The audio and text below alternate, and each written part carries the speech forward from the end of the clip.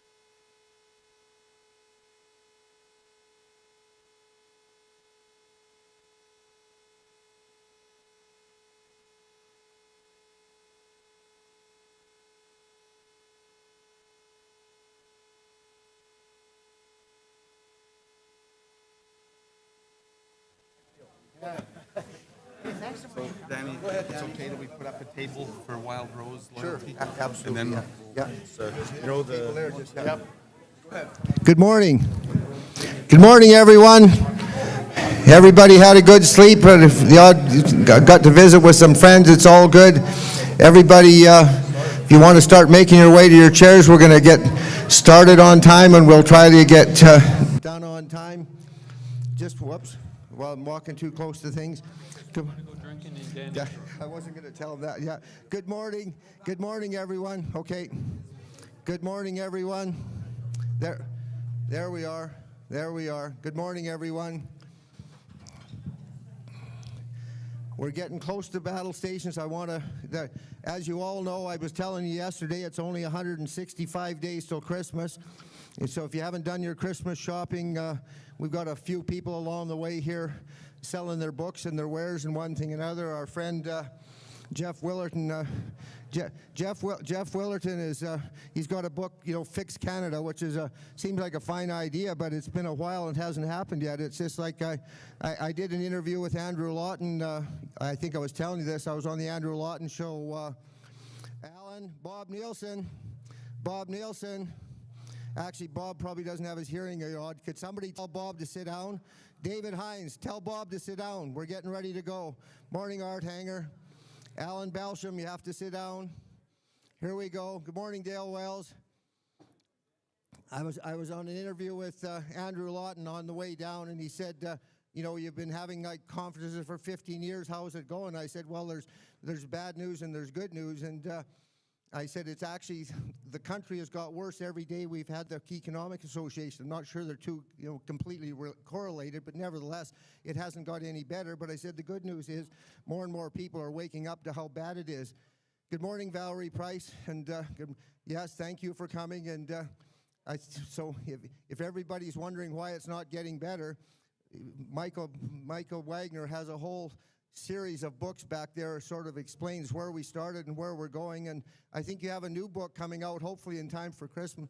His last book was called No Other Option. His book that'll be out sometime in the next few weeks is called Time to Leave, which some of us think that, Maxime Bernier gave us a pretty good talk last night about why we shouldn't. I think Michael is a pretty strong advocate of trying to keep our country together. And although it might be easier to get your gas in Quebec developed if it was in a foreign country, would it? I don't know. Who knows? Maybe it is a foreign country. But in any event, our first speaker tonight is, or this morning, I guess. You can tell what time I got up or didn't go to bed or whatever. Good morning, Hans. And is Michael Binion. He's the besides being a very successful oil businessman in Calgary, he was the founder of the Modern Miracle Network. And one of the things that he's inspired his/our Modern Miracle to do is to work together to try and promote the the benefits of the oil industry. And I think one of the captions I saw it actually on a UFA bumper sticker years ago, and it said, "Agriculture, if you eat, you're involved." It's sort of the same thing with the oil industry. If you eat, you're involved. And so we've been talking to Art Hangers here with his network of networks, and Eric Lowther. And Michael has sort of started, was it 10 or 15 years ago you started the Modern Miracle Network?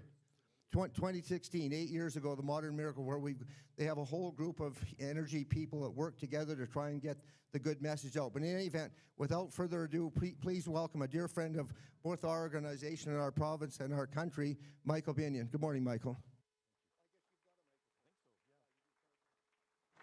Here we go. So we think this is working, right? We good? Okay. Well, I'll just a lot of people ask me questions about the name Modern Miracle Network, and what we're really celebrating is the miracle of modern society, which has been brought to you by hydrocarbons. A lot of people do ask me, though, is it an evangelical group? Is it a children's charity? Is it out, trying to help children? Is it?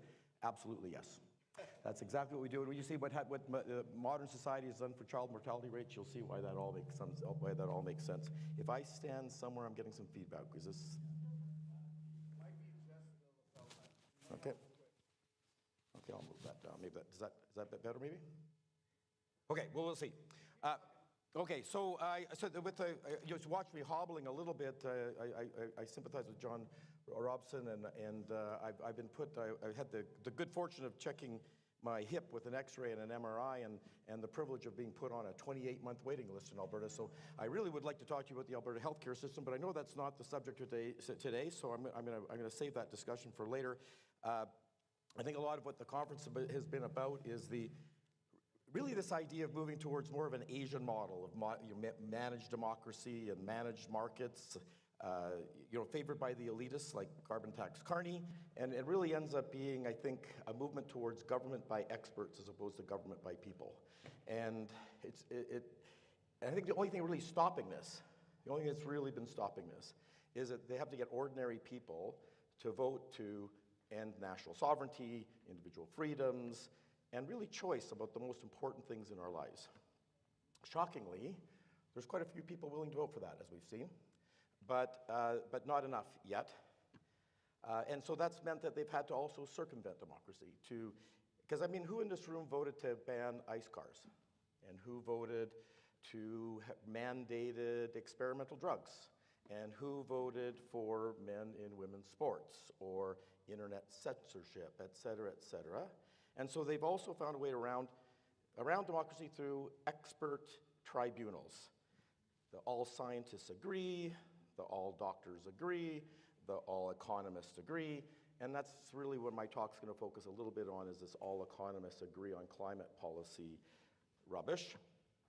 And as I said, I think my talk's actually saying standing up for producers, but I have to tell you, I think a lot of my colleagues, in big oil in particular, have really bought into this all experts agree model, and many of them have said, well, okay, we will also agree with the experts, and we'll also agree with things like carbon taxes and climate regulation and so on and so forth. So really what I'm here to do is to say, please protect producers from ourselves. That's really the subject of my speech, and I'm hoping that you will do that for those good-hearted people in the industry like myself. So I'm just going to go through a little bit about this all economists agree and why there's only one choice on climate policy. And let's see if I can figure, there we go.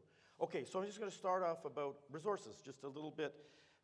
And I know that this room will be full of people who are generally fairly supportive of Canada as a primary producer of resources, whether it's wheat or softwood lumber or nickel or iron ore or oil or gas or whatever. But I still think it's important to understand some key things about the resource economy in Canada. And one, which I think you probably already know, is that it is a large direct contributor to GDP. There is a study that was done by MacDonald Laurier that said if one was to change the definition of what's resources and what's not resources to include the value add business. So to say that when you mine iron ore, you have to then upgrade that into iron pellets, which then moves into become things like steel, et cetera. So if you were to add that, if you were to add the refining of oil and gas, if you were to add electricity as a resource and the refining of natural gas into electricity, if you took that entire value stream, the contribution to GDP, direct and indirect, would move from what we generally accept to be 20% of the Canadian economy to 38%. If you were to consider all the parts of our economy that directly depend on those raw resources moving into that value. Well, pulp and paper, another example of just upgrading the resource, 38%. I have to tell you, I always thought, wow, 20%, I always thought, how could it only be 20%? Like, especially when you're counting the Royal banking and the insurance and the legal fees and the accounting fees, resource, how could it only be 20%? And then I realized, well, yeah, if you have that more objective definition, as McDonald-Laurier used, 38%, that starts to make more sense to me, and I think that's probably a better example of how much resources really, because would there really be anybody upgrading iron ore pellets if there was no iron business, right? The other one is foreign exchange. Of course, the manufacturing business exports a lot, but it also imports a lot. So the net exporter in our economy is resources. And at the end of the day, everything we buy from other people paid for by resources. We export oil and gas, the biggest export we have, but all kinds of other resources as well. So at the end of the day, it's the only way we can balance our payments. And of course, when we're not able to balance our payments, the Canadian dollar just keeps going down to compensate for it. The other one, it's an interesting idea, is the idea that it may actually make a more diversified economy in the sense that there's nothing really that Japan does that Canada doesn't do. They have manufacturing, they have electronics, they have entertainment, they have all these other businesses, but we have all those businesses too. Here's the one business Japan doesn't have: resources. Doesn't have oil, doesn't have gas, doesn't have much in the way of mining. So in that sense, we actually are a more diverse economy. We have everything they have plus resources. It is the top source of capital investment. So if you want, in terms of investment in the economy, oil and gas is the top sector for investment, and resources in total, definitely the top source of capital investment. The other thing that I think we don't think about is what it's done for equality and First Nations engagement. So the big benefit of resources is while you can produce and we all know in this room that the country that invented the text message, which I was using just 5 minutes ago quite a lot and all the time, that's how I found Danny this morning, was Canada. Canada invented the instant message, right? BlackBerry. But you can make a BlackBerry in Taiwan. And we don't make BlackBerries in Canada anymore, right? But you cannot grow Canadian wheat in China. You cannot produce Canadian oil and gas in Taiwan. You cannot outsource resources. So given Danny's given me so much time, I'll digress into a couple little stories. But I really believe that some of the reason that the Tea Party and this sort of took a long time to come to Canada was because in America, these jobs got outsourced much sooner to China, pretty soon. And you think about that somewhat undereducated but very competent, hardworking American in the 1960s or 70s who could get themselves a job in a car manufacturing business, a car manufacturing assembly line, and make a very good living, probably $25, $30 an hour in 1970 dollars, so like a $100 an hour job today. What's that person doing today in America and has been doing there for some time? They're looking for a service job. Would you like to supersize that job, for example, right? Well, this, of course, has created a lot of unhappiness and dissent or distrust of the system in terms of, I'm just not as well off as my parents were, right? In Canada, even today, as many people in this room will realize, you could have a grade 11 education, and the rig company, like I have here or had in Canada, we'd be happy to take you in and train you if you're willing to work hard, you're willing to go through the program.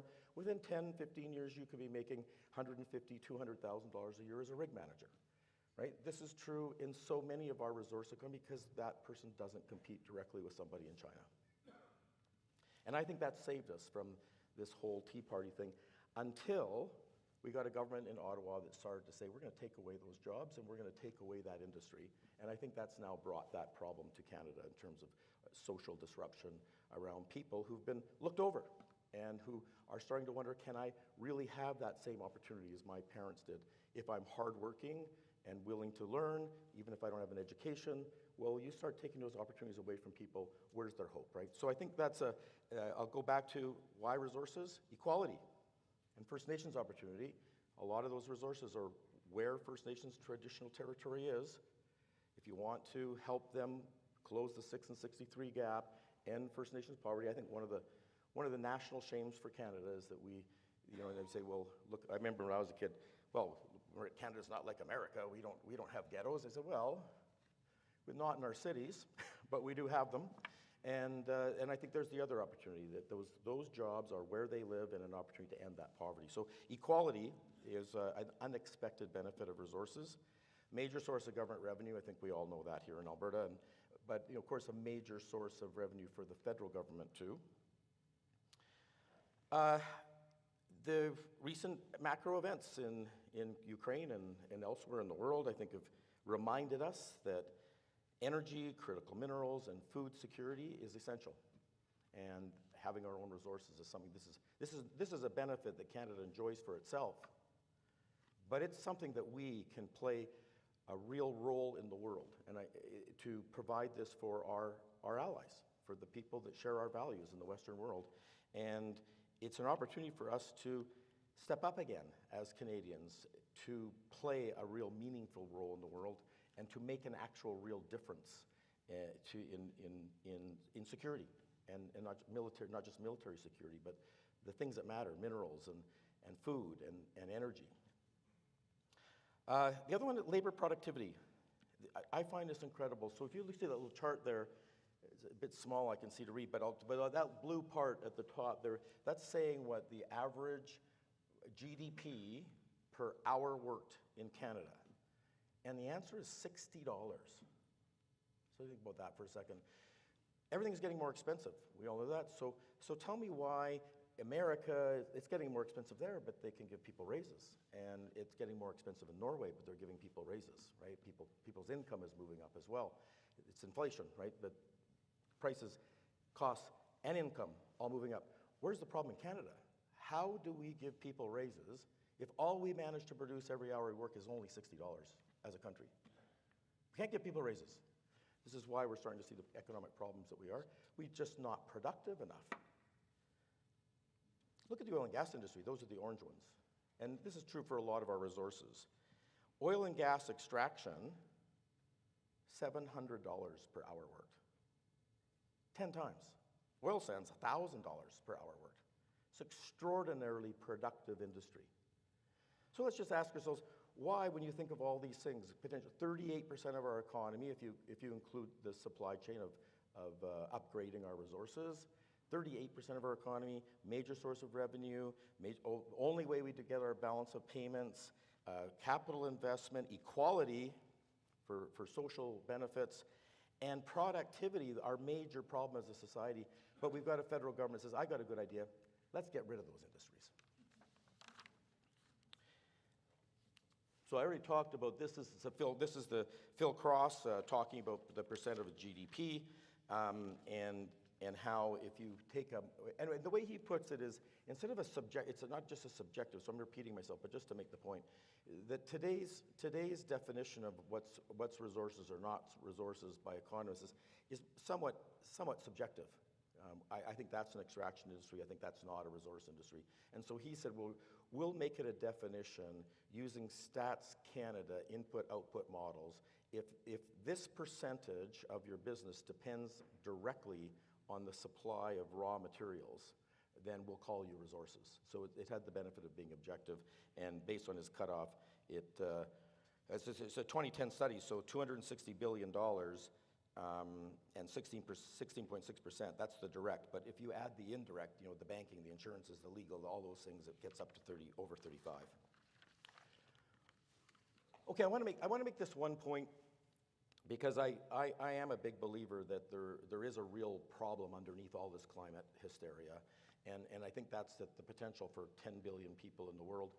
when at 7 billion people, we've already seen global environmental pressures. And I'm thinking about things like the fisheries and potentially ozone layers or air quality agreements, or, I mean, all of the issues around a lot of people putting more pressure on environmental, our environment, our global environment, and probably a genuine need to find ways to have more global cooperation about protecting that environment. And so I'd like to use this study that comes from a Questair full cycle analysis, you know, the type of thing you need to do if you want to say anything about oil and gas in the future under Bill C-59. You're going to need one of these studies now. But I have one. And what this is saying is in a full cycle environmental study, there are actually 18 environmental factors they look at. Biodiversity, air quality, health, land use.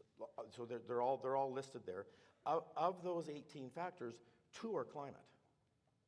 And so we've got ourselves in this social debate, or this where we only talk about those 2 factors, but yet I think there's a lot of people in this room that would say, well, I may not think there's a climate emergency necessarily, and I may, but do I care about biodiversity? Do I care about land use? Do I care about air quality? Do I care about health? Do I care? Yes, I think most of us say, yeah, we care about all those issues. So I do think that it is worthwhile for us to be considering, in our resource development and our economy generally, what are our impacts on the environment? How do we make them less? I'm definitely a believer, and I've been on the stage with Alex Epstein a few times, sometimes as moderator, sometimes as a bit of a debate. I agree 100% with him. The modern miracle of hydrocarbons. Oil and gas brings $1 of social benefits. By the way, no socioeconomic study ever talks about social benefits of carbon or the social benefits of something. It only is social costs. I've asked economists, so I see you put the social costs in that socioeconomic study. There's the economics, there's the social things. Every social problem is a cost. Why do you never put a benefit? Like, what's the benefit of a job? Right? What's the benefit of keeping a family together? These feel like social benefits to me. Where's that in your report? Never there, right? So I agree there's $1 of social benefits for oil and gas for every nickel of social costs. The only place I diverge from Epstein is that's no reason not to try to reduce the nickel to 4 cents, or from a nickel to 2 cents, or there's no reason to not want to try to still work on that nickel. But let's all recognize the miracle of our society, that $1 of social benefits, and let's be very careful before we pick policies that might get rid of it. And in all of that, back to the nickel of costs, be aware that environment is not just the climate.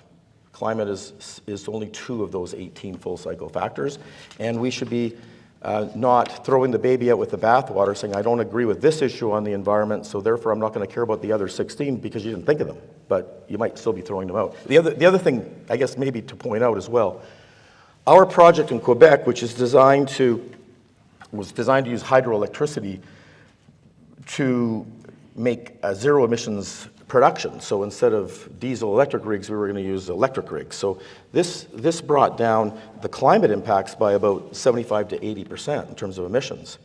But look at the impacts it had on every other factor. It brought every environmental impact down between 50 and 80%. So there was a whole lot of benefits there besides just climate. Okay, so I'm just making that point that to try to nuance that, well, I don't think there's a climate emergency. I do think the global environment's important. Okay, this is the meat of what I want to talk about today. So if you don't remember anything else, I hope you'll remember this. And that is relative to climate and energy and environment policy, the Canada, where we are. So our economy is 70% dependent on trade. So 70% of our GDP depends on trade.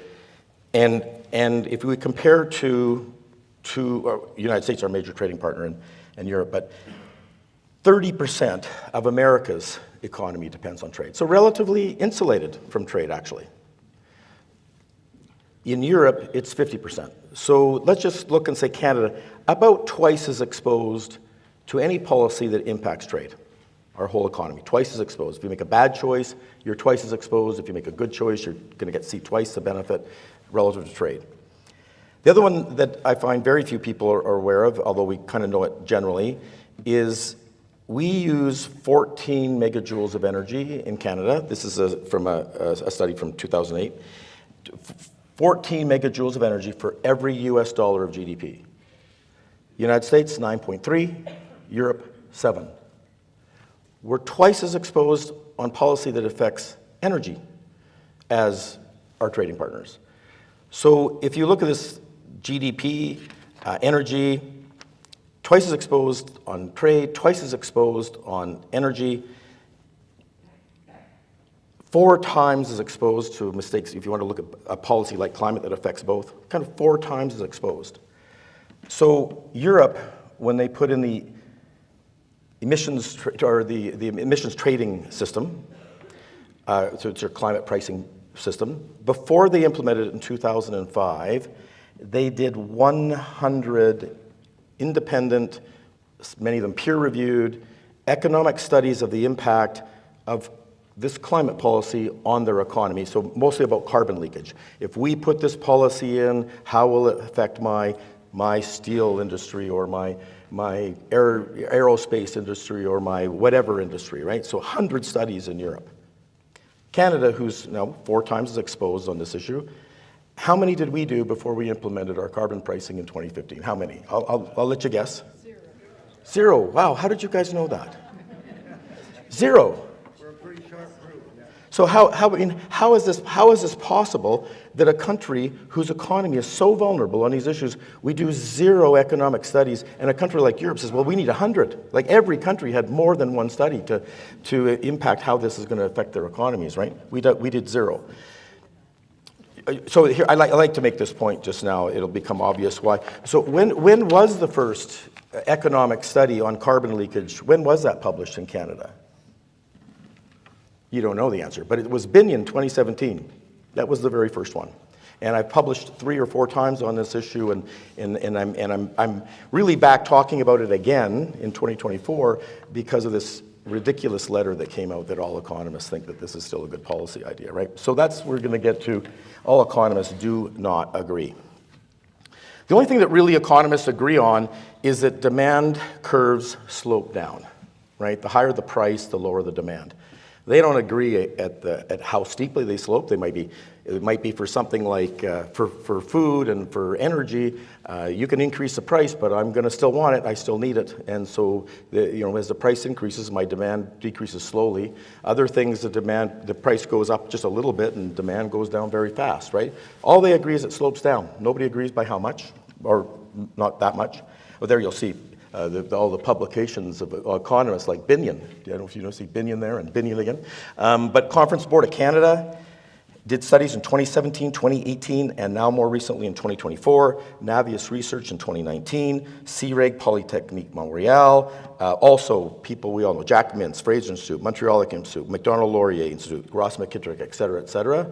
So there are a lot of economists who have pointed out, for example, the Conference Board of Canada, that the carbon tax policy that everybody supposedly agrees on actually costs, this was in 2017 with a Model $200 carbon tax, $800 for every ton of carbon avoided. So the price is $200, but because the demand slope it goes down slowly and people continue to use it anyways, it costs the overall economy $800 for every ton of carbon avoided. That's what it costs the economy, which is why, and I'm not sure I put down here, that's also the Parliamentary Budget Officer has also published that the cost of this policy is much bigger than the benefit, the idea that we're going to have tax and you're going to get more money back than it costs, ignores completely that it costs the economy. The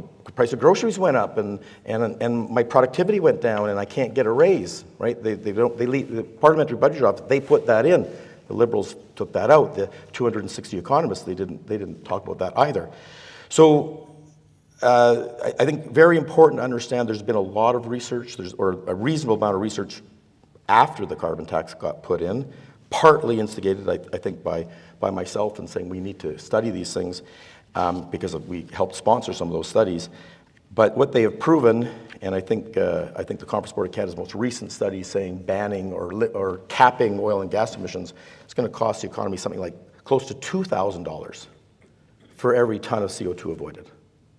This is not efficient policy. I mean, I hope this is just so obvious to all of us. A price of $200, but it actually costs us $2,000? Like that, how does that make sense? And if the social cost of carbon for getting the social benefits is $200, why would you pay $2,000? Who in their right mind would do that? No other country in the world, I can tell you that. Oh, my last point on this, when they tell you all economists agree on this issue, I just want to remind you, I'm not sure if you heard of these guys. One guy's name was Marx and the other guy's name was Engels, and they were economists. Right? Let's remember that, right? And by the way, there was a consensus back then that all economists agreed that, hey, we could just give up property ownership and own it all communal, and we'd all be equal, and life would be grand, right? So all economists agreed on that too at one point, or at least the ones that agreed with each other. Okay, the other thing I just want to point out is that there are alternatives, and this gets back to the idea that there is a real environmental issue that we should be concerned about, population growth and so on and so forth. So let's just look at what alternatives are there, because the current argument by the Liberal government and Ecofiscal, which is, to me, just an astroturf organization for Liberal carbon policy, and their new offshoot, the Climate Institute. You know, the Climate Institute is like an offshoot of Ecofiscal. Ecofiscal was designed to have this independent group that would tell you why, demand slope downwards, therefore carbon tax is the most efficient policy, and your only other option was what?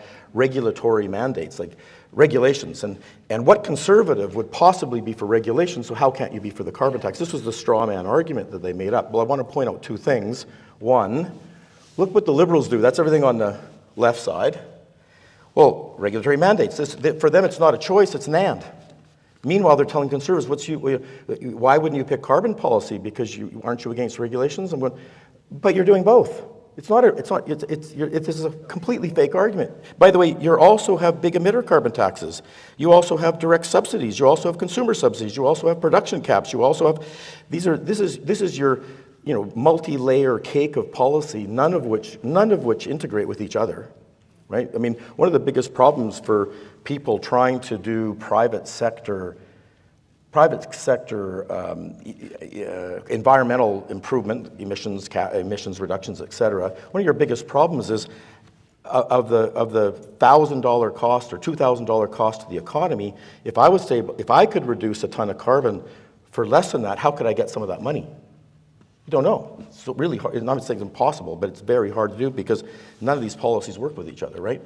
So that's one thing. This idea it's a choice between this and this. No, they're in all of the above on the one side. The other side is the idea that there aren't alternatives, because as you'll see, I have on the other side, well, first of all, the alternatives that we are doing, and then others that we aren't. So smart rigs, in fairness, they did just introduce smart rigs into clean fuel regulations, but smart rigs are the idea that you set a target and let the private sector figure out how to do it. So the example that we all know are combined average fleet economy or CAFE limits for cars. Arguably one of the most effective environmental policies ever, when they told American car producers, if you want to sell your cars in America, it must meet a combined average fleet economy of at least 20 miles a gallon, for example, right? And I don't know if you've all lived this experience, but in the 1970s in Calgary, there was only 400,000 people, and we didn't drive as many cars, and our houses weren't as big, but the air was way not as clean as it was today. The air is way cleaner today. Well, why is that? Why is that? Technology. Where did that technology come? Letting the private sector figure out how to meet so that's a smart rig, right? Flexible rigs, people also call them flex rigs. Border adjustment taxes. So well, if we're going to have a price on carbon, and our trading partner in America, by the way, I didn't mention this point, no stats, not only is our economy 70% dependent on trade, 70% of our trade is with the United States, right? So I don't know if you noticed that they don't have a carbon tax in the United States, except in California. And I haven't actually checked this, but there's probably some people in the room that know. I've been meaning to do some research on it. Are there economists in the United States? Because if they all agree, how come they don't have a carbon tax? right? Like, it's like they don't have economists, right? This is why it's amazing to me that you can put these arguments out and people say, oh, well, 260 economists agree. I guess all experts must agree, as if to say America has none, right? So border adjustment tax is to say, well, if you don't have a carbon tax, then we're going to charge one at the border, and vice versa. If you export something, we'll give you your carbon tax back. Everybody remember the manufacturing and sales tax debate with Mulrooney, where we went to the GST? Remember why we did, the main argument to do that? The manufacturing sales tax applied to a Canadian manufacturer. It didn't apply to a foreign manufacturer. They could sell their goods to Canada and not pay it, and a Canadian who sold their goods to a foreign country still had to pay it. So we went to a GST system. Somebody who brings their goods to Canada has to pay GST. If you send your goods out of Canada, you get your GST back, right? So here we are, it's like, well, we had this debate, and here we are with a carbon tax that doesn't have an adjustment like the GST does, right? So that's it. Harmonize with partners. This was Stephen Harper's idea. Stephen Harper said, look, I agree, there's a global issue, we need to be part of the global community, we need to do our part towards trying to meet global environmental objectives, but Canada needs to harmonize with the United States and not harmonize with our trading partners. Well, Harper's an economist. He probably knew that we're 70% dependent on trade, that we're 14 megajoules of energy, that we're 70% of our trade with the United States. So it just seems obvious. But I can tell you, our system does not harmonize with itself, and it does not harmonize between provinces, let alone with our biggest trading partner. Another option is the Nordhaus carbon pricing system. So Nordhaus is the guy who won the Nobel Prize for climate policy research and how pricing mechanisms can be used to adjust behavior. So he's kind of the guy that, whether he invented it, he's certainly the guy that was recognized for a Nobel Prize in economics. The Nordhaus system for pricing, it would first of all be regional. If not global, it would be regional. In other words, you and all your trading partners have to do it. Otherwise, you have this carbon leakage problem that it's cheaper there, this, so we have that. So it has to be regional. He also said that it has to reduce regulation, or at least maintain regulation, not increase it. And the third thing he said is it should be revenue neutral to be effective in the economy. So all of these economists who tell us, hey, carbon taxes and carbon pricing, it's the most efficient way to do it. A lot of them will even quote Nordhaus when they say it. But tell me the three things that a Canadian carbon tax doesn't have. And I'll tell you, it is not regional, right? It does not reduce regulation, the opposite, it's increased it. And it has not been revenue neutral. It doesn't check one box of a carbon pricing system. That's why it's just, it's just an excise tax with the name carbon in front of it. Right? It's not even a pricing system. Performance subsidies, this is the IRA in the United States. If you reduce a ton of carbon, we'll pay you for it. So there's as opposed to direct industry subsidies, right? Conservation and sinks. Like, what would be wrong with, well, Trudeau's talked about planting trees, but I know somebody with a farm that, per acre has planted way more trees than he has. But conservation and sinks, why aren't we in Canada looking at that as an option for the environment? And then reverse carbon leakage, which is one that I invented and which I really believe in, which is the idea that Canada can take action here that will reduce emissions in foreign places. And the most obvious one this room knows about is LNG. If we could export LNG and reduce coal in China, we're improving a global problem. So that's what I mean about reversing carbon leakage. Emissions go up here in Canada, but they go down by way more somewhere else.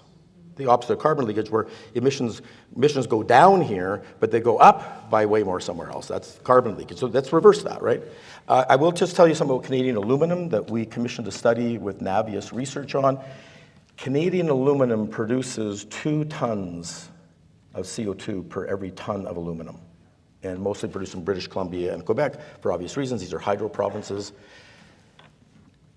The Americans are something like 9 tons of CO2. The Chinese are something like 12 or 14 tons of CO2. So every ton of aluminum that we produce in Canada instead of the United States is a 500% reduction in global emissions. So why are we subjecting the Canadian aluminum industry to all of this nonsense that you see there on the left? Even if you give them an output-based regulation, which as Andrew Leach will tell you fixes the whole problem, just the administration and the regulation and the fact you're not actually encouraging me to produce more, because every additional ton of aluminum actually makes the global emissions go down. The Navius research also said, oh, and by the way, the Canadian economy went up too. Jobs went up, and taxes went up, and the GDP went up, and global emissions went down. So how is that not a good policy, right? And then, of course, at the bottom, the one that all Liberals will tell you, that if you disagree with a consumer carbon tax because you obviously don't like regulations, therefore you must be in favor of doing nothing. That's the other one. But who's really proposing to do nothing? And not to say that do nothing isn't a viable alternative if it's better than what we're doing, right? Because what we're doing makes no sense for based on our economy, based on our exposure, what we're doing, in my view, is worse than nothing. So why isn't nothing a viable alternative? And I know this is being recorded. I'm not proposing this. I'm proposing some of this stuff over here where we would say, let's have more LNG because it reduces global emissions, and more equality and everything I said, more Canadian aluminum, right?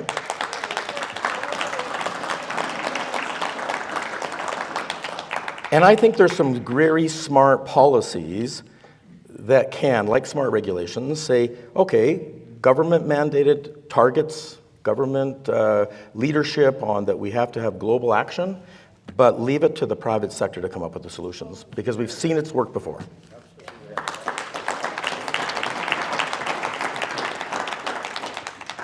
Okay, I don't know if there's conservatives in this room, but the last speech I did, there were conservatives in this room, so I thought that I should talk about a general conservative approach to policy.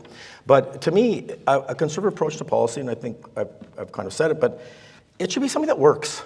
Like, what's conservatism, right? Let's not go off and do fancy theories based on a bunch of academics and all economists like Marx and Engels agree. Let's not go try all that risky stuff. Let's do stuff that works. That feels like a conservative approach, when we know it works or when we can go prove it works. So it should be private and free market solutions, maybe guided by government targets, et cetera, and collective agreement on targets, but it should be private sector execution of these things, not big government saying, well, we know how to run all this stuff.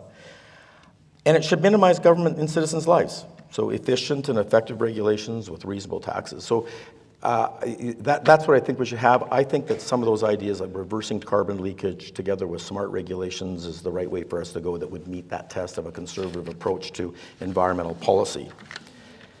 Okay, this came a little bit out of order, I'm not sure, but this is just the Navius study and explaining where Chinese emissions per ton of aluminum, per Middle East emissions per ton of aluminum compared to Quebec, and that comes out of a full cycle study. So, Mr. Bill C-59, you go ahead and complain, and I'll show you my international standard study on that. What I would say is that when we have an economy that is, I think, 75% emissions-free electricity, this issue of the aluminum industry, and I've mentioned LNG because it's a home crowd favorite, but most of our economy will enjoy a comparative advantage in carbon because we have a very clean electricity system compared to most economies. So this issue will translate to car manufacturing because the electricity they use is low emissions because it came from nuclear and hydro. It'll apply to most things done in BC that can access hydro or Quebec. But so and even now Alberta and the rest of the country, because we eliminated coal, right? So this is something that I think goes through most of our economy, and this idea of reversing carbon leakage I don't think just applies to resources. I think it applies to a lot of our economy, and I think we should be working to find, let the private sector demonstrate, we have an international comparative advantage in carbon. We should be incented to produce more because we bring down global emissions. And for those that don't, then that's where I think the smart regs apply. Well, here's your target. Get below the international average. You decide what technology to use it, and once you get there, we'll also help you export more. So that's my idea of a global approach. Think global, act local, in reversing carbon leakage. And the argument here, if you think about it, is our Paris goal of 60% reduction in Canadian emissions by 2050, which I think is becoming more and more widely acknowledged that without draconian action that people just won't accept, we're not going to really get there. But that's 60% Canadian emissions, with us being 1.8% of global emissions. That's 0.96% of global emissions, right? So there was a study that said if the entire world was to produce oil and gas to the same regulatory standards as a country like Norway or Canada, that would be a 20% reduction in global emissions from that industry. So the idea that Canada can't reduce 0.96 of global emissions by acting globally while we, thinking globally while we act locally, sorry, I got that reversed. The fact that with our comparative advantages in carbon, the idea that we can't reduce 0.96% of global emissions is ridiculous. It might be 5%, it might be 10%, but I bet you it's a massive number. And so why aren't we doing that? We could more than meet our Paris targets with this approach, all the while making ourselves more prosperous, all the while making our neighbors and the people who share our values more secure in food and energy and minerals, all while playing a big role in the world, a senior partner in the world. We all know Canada was a small nation that, as a junior partner that punched above our weight during the world wars. Well, why can't this be our century where we punch our weight as a senior partner, making ourselves better off, reducing global emissions, and playing a role to make our neighbors better off too? So that's, thank you. So a lot of people in climate, they talk about a double dividend. You know, we're gonna ban ICE cars, and it's gonna cause electric car companies to pop up that are gonna be so good for the economy, and we're gonna reduce emissions too. It's a double dividend. Well, I think there's a triple dividend. That we can reduce energy poverty, as opposed to we can reduce energy poverty, stimulate the economy, and reduce global emissions. So there it is. I'm finished. Thank you. I appreciate your attention. I think you're right on time. We have time for one question. Does anybody have a quick question? Yes, Roger. Thank you very much, Michael. That was great. Go ahead, Roger. Thanks very much, Michael, for your presentation. So over the last 20 years, do you know how many LNG receiving terminals were built along the coast of China facing Canada? I'm hoping you know the answer to that question, and it's more of a statement that you're going to tell me. But more than one, right? More than one, yeah, it's 28. Yeah. And how many how much the capacity of the LNG receiving terminals built by China over the last 20 years? I work in 1.2. I'm just supporting your support. Massive, 1.2 Massive, billion right? ton capacity, but having zero LNG from Canada. So that's the opportunity we're facing out. Yeah, exactly. Can you imagine that America went from an LNG importer like in 2015 or so, and they're now the world's largest exporter, or tied with Qatar type of thing, right? And I have a rig company. We do work in Papua New Guinea. I mean, Papua New Guinea beat Canada to the LNG market. I mean, and by the way, I'm also the honorary consul from Papua New Guinea, and this is a great country, and you should send help for the mudslides and all that kind of stuff. But imagine that Papua New Guinea is beating Canada to this market. It's crazy.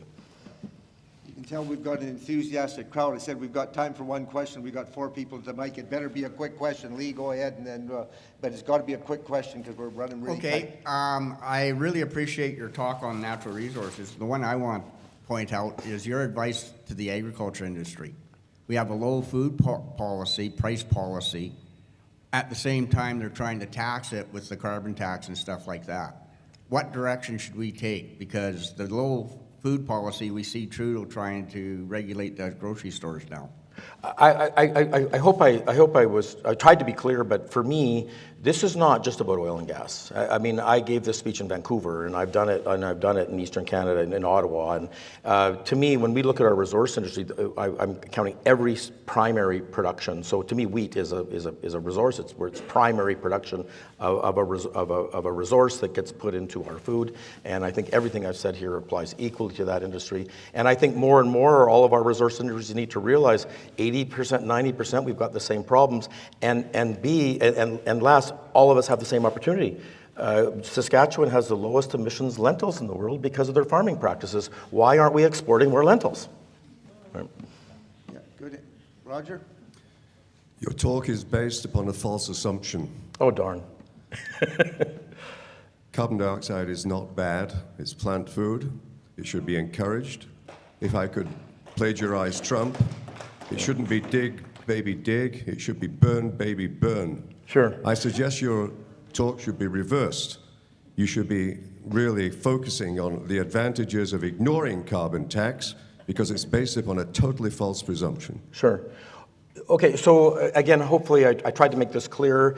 Our global environment is more than just emissions. It's many other factors, many of which people in this room, we may not have, there's rarely 100% agreement by people on anything, but I would imagine there is very broad agreement that we do care about things like land use efficiencies and air quality in general. So I think that, as I pointed out, our project to reduce impacts of emissions equally reduce impacts on all those other factors.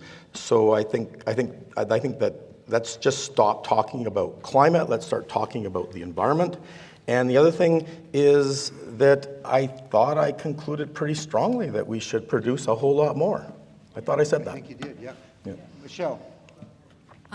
Robert Lyman has stated that the Paris Agreement is a voluntary agreement, and all the countries have to do is actually report every 5 years on what they think they're going to do as progress. The only reason that Canada is bound up in trying to meet these unattainable net zero targets is because Canada itself imposed the legal requirement to meet them. Yeah, no, I agree with that. I'll make 2 points there. One is, the point that I said, we'll never meet the 60% here inside Canada, but and also we'll hurt the global environment if we try. We'll make emissions worse, which will also make all those other impacts worse too. We can actually do it by reducing emissions internationally, which in theory is covered by Article 6. It's clumsy, but the theory's there. And the other general thing that I would say about these voluntary agreements, these sort of moral suasion agreements, is just to remind people that the Ten Commandments are voluntary too, right? And yet they've had a very big impact on human behavior. And these I find these voluntary treaties are so dangerous because people say, oh well, it's not binding. But they affect culture in a way that is so insidious, and we have to be very careful to not accept the moral obligation to do these things as well as the legal obligation. I think it was a big mistake not to sort of, oh, it's no big deal. This was, I think, the Chrétien government's view, right? Oh, it's no big deal, it's voluntary, we'll report 5 years, and it won't, And he came around Calgary and told me, oh, don't worry, it's just voluntary, we're just doing it for politics. And so I think it's a mistake to underestimate the importance of moral codes, international moral codes, and we should have fought it harder at the time. Well, shouldn't we try to get that bill repealed in Canada? Because then we wouldn't have that same obligation, and then, as you suggest, producers and industries could do their best to meet these environmental standards. I'm advocating that we say we will reduce emissions in the world by this much. And we'll do it by being a stronger senior partner in the world, by making your country more secure for food, for energy, for critical minerals, and we will make these reductions. But we're going to do it. We're going to do it in a way that is. We're going to do it in a way that thinks about this as a we'll act here will impact things globally. That I'm advocating that we can make a big difference in the world. And just one other point. No, sorry. I think we're depopulating. What's that, Michelle? We're depopulating, so I don't think we have to worry about depopulation growth. Good. We have to stop. You've got an appointment in Calgary. Our 10 o'clock speaker's in somewhere in America, and he's got a tight schedule. We did get it started with him at 10. Okay, I'm going to finish by thanking Danny, and I also say that Pat. I mean, yes. I know for a fact, like I have a family party this afternoon. It only happens because my wife really does give a shit about this stuff, and so she says, "You go there. I'll take care of this." I know this guy can only do what he does because of Pat. So thanks to both of you. Yeah, thanks for saying that too. Give it a hand.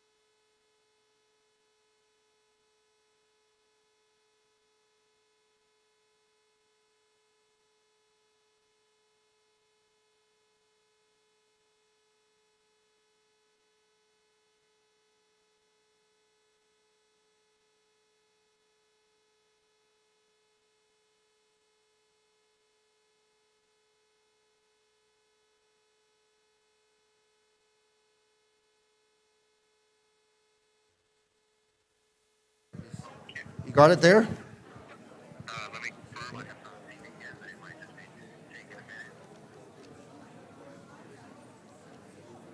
It's snowing up here this morning, so maybe it's not traveling so fast in the snow. No, I'm teasing you. No, it's not. No, it's not. I'm teasing you. I'm teasing you. Okay, everybody, we're just getting Alex online. Everybody get your chairs. We'll be ready to go as soon as the link gets to him. So hopefully it'll get there shortly. Hopefully you have your right email. It's alexnewman@hotmail, right?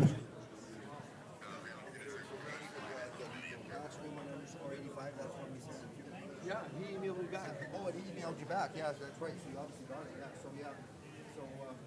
So showed up yet?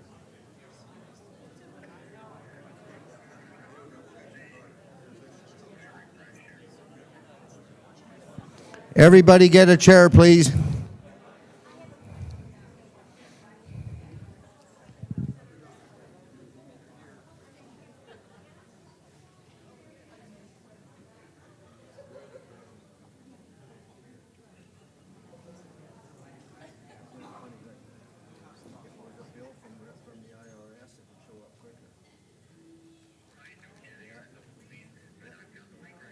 Got the link right there, okay? Good. I'll hang up my phone and I'll be talking to you on the thing in a second, okay? Yeah, thanks. Goodbye. Here we are from somewhere in the Midwestern United States. Are we all good? Is he coming up? Are you there, Alex? So Alex spoke at our conference about 4 or 5 years ago. He was just a young guy just getting going, and now he's really he's developed quite a following in America, and he's one of he's doing a wonderful job of defending our children and talking to parents about how they can help defend their children. Is he there? He's there? He's not here yet. He was just kicking on the link. Maybe I shouldn't have hung up on him. Maybe I offended him. I'm up to my old tricks. That's right. We'll call him back and see what's happened to the link.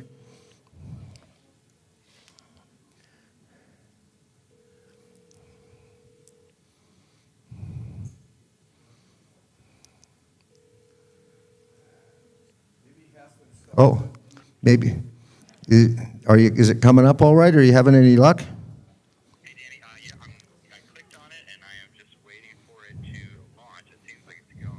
Okay. There we are. You just showed up, okay? We're welcome to Alberta, Alex. I said welcome back. What year were you here before? Do you remember? It's about 5 or 6 years ago. Yeah, I can't remember what year it was. Yeah. There we are. Thanks for being here. I'm going to hang up the phone and we'll be ready to go, okay? Thank you. There we are. Friends, please meet Alex Newman. And Alex, whenever you're ready, it's your turn, okay? He's putting in his earbuds and he's there. Yeah, I guess we could give him a round of applause and see if he hears it. Can you hear that, Alex? It's ready to go. I'm guessing you guys aren't hearing me. So oh, there we are. Now we're hearing you. You hear me now? Yeah, we can hear you now. Okay. Welcome to Alberta, Alex. Go ahead. Thank you very much. Am I coming through loud and clear? I can tell it's not picking up the correct microphone, but hopefully you guys can hear me well.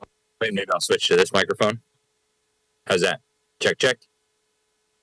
All right. Well, I'm going to assume that sounds good unless I hear otherwise. So, all right. Excellent. So I am going to share my screen here. I brought a PowerPoint presentation to share with you guys because there is so much unbelievable stuff that I want to share. Oh, let me stop and go back to sharing with sound. Share sound. There we go. This. All right. And we're going to do a slideshow from the beginning. All right. So hopefully you guys can see that. And so I was asked to speak today about the subject of education, and I do believe that this is the most important issue that we could be dealing with. In fact, it's the issue upon which all of the other issues ultimately depend. If we don't get this right, it doesn't matter what we do in the political arena. It doesn't matter what we do in any other arena. If we allow the totalitarians to capture the hearts and minds of the next generation, which they're well on their we might as well surrender now because there's no point in even continuing. We will lose all of these battles on all of these issues that we care about.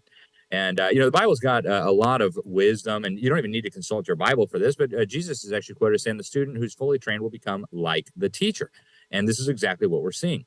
If you look in the United States today, for example, and I'm sure the situation is similar, if not worse, in Canada, 70% of millennials say that they are going to vote for socialists in the future. This did not happen by accident, that American youngsters, after centuries of resisting and rejecting this ideology, are now embracing it. The young people are leaving Christianity by the millions.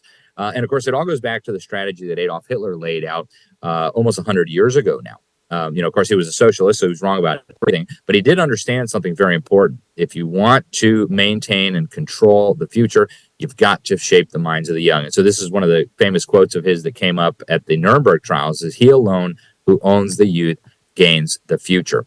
And so we're watching now this incredible effort to divest parents of the authority over their children and to vest that authority into governments, increasingly totalitarian governments. You guys have the same things going on in Canada. I'm more familiar, of course, with the American situation, but I want to show you a video of our Secretary of so-called Education at the federal level talking about who is ultimately in charge of the education of children. Fairly quick answers here because I want to get to Secretary Becerra. Do you think parents should be in charge of their child's education as the primary stakeholder? I believe parents are important stakeholders, but I also believe educators have a role in determining educational programming. And I think that's going to be a little out of focus, what I think you're going to find across all elements of education. So the federal education secretary in the United States for the Biden regime officially does not believe that parents are the primary stakeholders in the education of our children, but rather the government school system is. And of course, so this has been echoed by the alleged President Joe Biden. He has a very bizarre philosophy when it comes to children. Oh, we have before us. First. We have before. Look, these aren't, we always talk about these children. They're not someone else's children. They're our children. And of course, they're not his children, right? God gave those children to us as parents, not to Joe Biden, who, of course, loves to sniff children. He needs to stop thinking in that way. But I do want to show you that they have an agenda. Before we even get to the specifics of how they're doing this, I want to show you that they have this vision for the world that is radically at odds with the freedoms, the nation state, the civilization that we have appreciated, enjoyed, that has led to so much blessing of all of humanity. We have before us the opportunity to forge for ourselves and for future generations a new world order, a world where the rule of law, not the law of the jungle, governs the conduct of nations. When we are successful, and we will be, we have a real chance at this new world order, an order in which a credible United Nations can use its peacekeeping role to fulfill the promise and vision of the UN's founders. So, world order where the UN is going to implement the vision of its founders using the peacekeeping role of the UN, which is, of course, their military forces. And that right there is a radical statement. And, of course, he's very confident that they're going to succeed. He's not alone. It's not just a Republican problem. Lots of Democrats agree, too. Here's after 1989, President Bush said, and it's a phrase that I often use myself, that we needed a new world order. Our current president of the White House. The affirmative task we have now is to actually create a new world order. And so they tell you what they're doing, right? They are creating a one world order, and they have documents that actually outline this process and govern every area of it. I think you guys are a very well-informed audience. I'm sure most of you have heard of UN Agenda 21 and UN Agenda 2030. These are things that are being implemented. They've been signed by every national government in the world, including very much the Justin Trudeau government. And here's our president talking about it. We've signed the Climate Convention on the importance of economic instruments and free markets. Were included in this mammoth Agenda 21 document. And the Democrats, supposedly the opposition party, they agree. This is, of course, spent many years as their leader in Congress. The Earth Summit Environmental Leadership Act, as this is known, presents us with an opportunity to follow up on the important work of the Earth Summit to develop its blueprint, Agenda 21, for global environmental action. HCON Res 353 outlines a comprehensive national strategy for sustainable development in accordance with the principles of Agenda 21. So there you have it, right? Agenda 21 is a comprehensive program. According to the UN, this is their summary. It's going to be implemented by every person on Earth, and it's going to require a profound reorientation of all human society, unlike anything the world has ever experienced. So we're obviously talking about some very, very significant changes. And they actually tell you in their own documents how they intend to bring this about. If you go to Chapter 36 of Agenda 21, it lays out the whole program. Education is the strategy. Just as Adolf Hitler suggested, if you want to own the future, you've got to control the youth. And that is exactly what we are seeing right now. I'm going to try to switch to a different microphone and see if you guys are able to hopefully hear me a little better. This big. Here we go. All right. Check. Hopefully that's better. Give me a thumbs up, you guys, if that sounds better. Okay, excellent. Glad to hear it. And it looks like Danny is calling me. So let's answer real quick. Hey, Danny.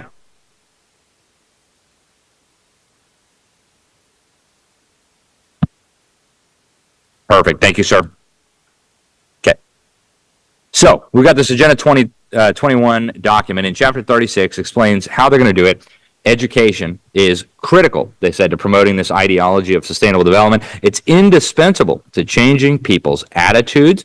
It needs to, they said, change the values, attitudes, and behavior of children to be consistent with sustainable development, and it needs to be included in every discipline, and it's got to include spiritual development. We'll come to that in a moment. But here's one of the books that they produced. They use this in schools around the world. It's called Rescue Mission Planet Earth, a children's edition of Agenda 21, produced by the United Nations. You see the overpopulation, right? The storks are delivering all these babies, and the Hindu deities are very upset by this. And on the next page, you read why. It turns out the earth groans every time it registers another birth. And this is being taught to children all over the world. The planet is overpopulated. We've got to get rid of it. And they're very bold now in saying that we need a global education system to change your children's values. Here's a UNESCO video. We achieve sustainable development that protects our planet and builds a more inclusive, equal, and peaceful world without education. We can't. Sustainable development begins with education. Put global education first. All right, so notice that this agenda begins with education, and it's not just any education, it's global education. And so they're using the education system, just as they said in all their own documents, to change the attitudes, values, beliefs, and even behavior of the next generation. And they've been doing this consistently for a very long time. They've been studying how to do it for over 100 years. In fact, one of the big architects of this was quoted as saying that they can undo in 15 minutes what it took parents 15 years to instill in their children. And I'll give you guys an example that you probably all lived through. And this is not even a commentary on homosexuality or homosexual marriage, just the dramatic transformation that we witnessed in the United States of America and also in Canada within one generation. So in the early 1990s, homosexuality was still a crime all across the United States. The U.S. Supreme Court didn't strike down those laws until 2001 in a case against Texas. But in the early 1990s, the public schools started telling children that they needed to think of themselves as pretend judges and consider these laws against so-called homosexual marriage. And so this is one of the videos. It's a documentary they produced that they showed to children all over the United States in first, second, and third grade. And I want you to listen to what they say in this documentary to kids.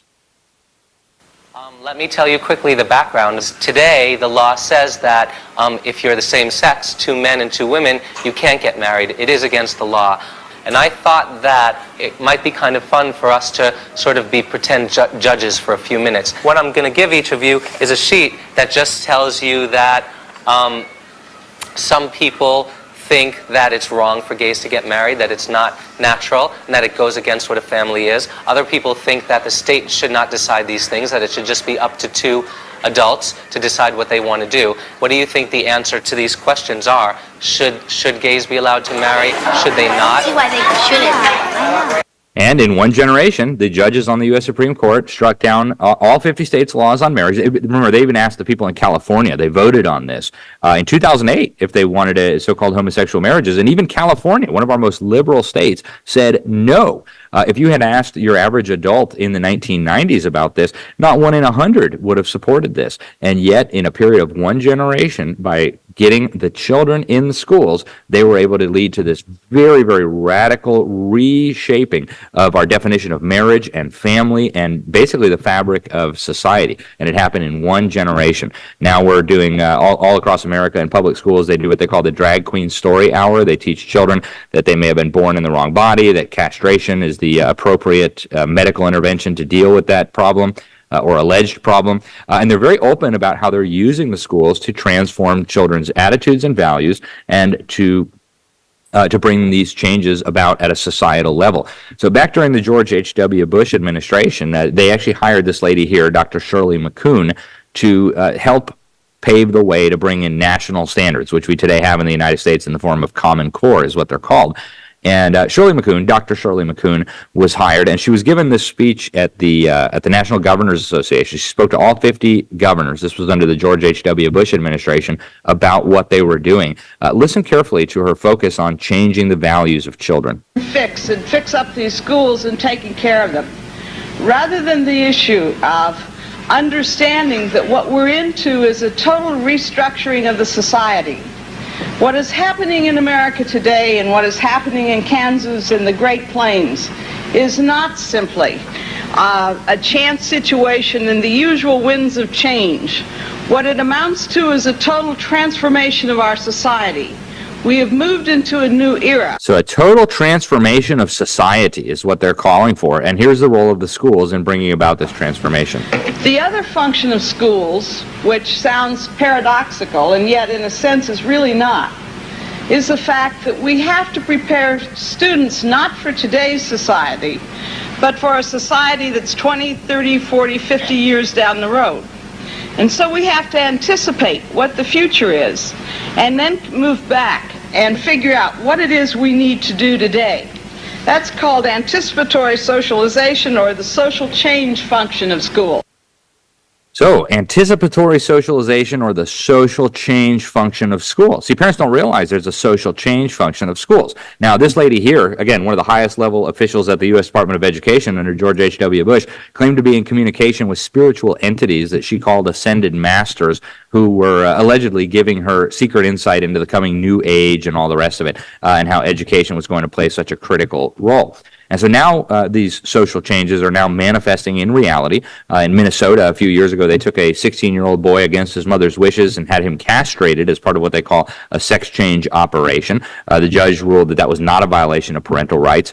In California, I found out they had a gender transition plan where children who claimed to be a different gender would be given a form and would be put on the fast track to castration, double mastectomies, testosterone injections, etc., under the guise of transitioning to a new gender. And all of this, by the way, was hidden from the parents. And today, this very same gender transition plan, literally the same document, is being used in every state in this country, including my very conservative state, relatively speaking, of Florida. We're doing drag shows in schools these days. I won't show it to you. They're teaching teachers how to create a welcoming and diverse classroom. You got to do your pronouns. Hi, your name is Emma? Yes. Correct? And my name is Zim. What pronouns do you use? I use she, they, them. Cool. What pronouns do you use? I use they, them, and also just Z. And so instead of being a boy or girl or something undefined or in the middle, I kind of like, just use my name. You know, my name is Zim. So if you just use Z instead of a pronoun, it's like more personalized and like less fitting into a binary. Yeah. This very video was sent to 3.1 million American teachers by the NEA, the National Education Association, largest union in America. And by the way, for future reference, guys, my pronouns are Generalissimo and Your Majesty. And so I'd appreciate it if you could refer to me by my preferred pronouns. And I understand in Canada you can get in big trouble if you don't, so watch it. I've got my eye on you. Now, in California, you see this survey conducted in 2017 by the University of California at Los Angeles. They found that 27% of California's children now don't know whether they're boys or girls. These are kids between 12 and 17. They are gender non-conforming. And that's very interesting because I went to school in the 90s and the early 2000s, and I lived in 8 countries on 4 continents and grew up with every kind of kid you could imagine. And I never met one. I never met a kid who didn't know whether he was a boy or she was a girl. Not one single one. And my guess is that's probably true for many of you. So something is going on here. And I submit to you that what's going on here is they are being indoctrinated to believe this silliness. In Utah, which is one of our most conservative states, totally controlled by Republicans, you had a 10,000% increase in the number of children undergoing these medical gender transitions. So they're being pumped full of hormones, castrated, things like this, under the guise of gender transition. And this is, again, one of our most conservative states. So this is ubiquitous. It's happening in Alberta. It's happening all over the Western world. Today we have surveys saying that less than 50% of American teenagers identify as straight. And, of course, the next step will be to normalize pedophilia, and they're doing it already. In California, they passed a law in 2016 mandating LGBT instruction in every grade until the children graduate from high school. And I actually got copies of the curriculum. It's almost hard to believe. They start off with Harvey Milk, who was a child rapist. Some of his victims went on to kill themselves. It's a horrible, horrible story. But they treat him like a hero of the LGBT revolution. And then they get into what they call the ancient Greece, and they say that, it was totally normal for grown men to have sexual relations with boys. And so this mother that I know, her name is Stephanie Yates, she confronted the assistant superintendent about what they were teaching the kids. And you would think it'd be a simple answer. We would never do that. Well, here's what this lady actually said. Carrie Torres, the assistant superintendent for curriculum. Answer me why you're teaching pedophilia in school to 9th graders. Teaching what? Pedophilia. Pederosity, right here. Pederosity, as I discussed with you before, twice in my office when you come to view the materials, I've explained to you that this is done because we are talking about historical perspectives of how gender relations and different types of sexual orientations have existed in history. So this is something, a man and a boy is a sexual orientation. Something that's occurred in history, and so this is really important for us to include. All right, so it's just a different sexual orientation that's occurred in history, okay? They're just minor attracted persons. How dare you want to discriminate against someone based on their sexual orientation? And so, I think all of us in this room recognize that this is insane, but the children don't know any better. This is what they're being taught in their schools. So what's going to happen within a generation? Well, the social change function of schools will have taken place, and we'll see a broad normalization of this evil, evil idea. Now, UNESCO is promoting this kind of stuff at the international level. They have the International Technical Guidance on Sex Education that calls for teaching 5-year-olds things that I cannot share with you because they're too outrageous. It all goes back to this individual here, Alfred Kinsey, pseudoscientist under the guise of sex research. He and his colleagues abused hundreds, maybe thousands of children, and without getting too graphic, they concluded that the children enjoyed this abuse and that therefore they needed to be taught the most raunchy forms of sex education as soon as they could be pried loose from their mothers. We have fake science in the classroom, obviously, totally fake history, and I'm sure the situation is similar in Canada, although it may not be quite as bad as it is in the United States. But people assume that their children are at least learning how to read, write, and do math. Unfortunately, that is not the case, and the U.S. government knows this very well. Every 2 years, they do what they call the National Assessment of Educational Progress, and here's what their results found. This is the Deputy Secretary of Education. The National Assessment of Educational Progress, the NAEP, which is called America's Report Card, reports that 2/3, get this, 2/3 of American 8th graders are not proficient in any core subject. All right, so 2/3 of America's 8th graders are not proficient in anything. They can't read, they can't write, they can't do math, they don't know science, they don't know history, they don't know civics, they don't know anything. And yet they have the nerve to ask us for more money. My guess is Canada is not quite so bad based on the numbers I've seen from Canada, but it is approaching this level. And by the way, folks, this is all by design, right? It's very, very simple to teach children to read. It's very, very simple to teach children basic mathematics. My wife and I homeschool our 6 children, so we know for a fact that this is not brain surgery. In fact, you can teach a normal child to read in about a month or 2 with a free tool, Alpha Phonics. So this is all by design, and it's provable. So what are they doing if they're not learning reading, writing, math, or anything like that? Well, they're going to worship Allah. They do the 5 pillars of Islam on a school board in Kansas. They're doing Buddhism in the classroom, Hinduism in the classroom. They're summoning spirits. They're forcing Christian children to stand up in front of the room and apologize for their Christian privilege.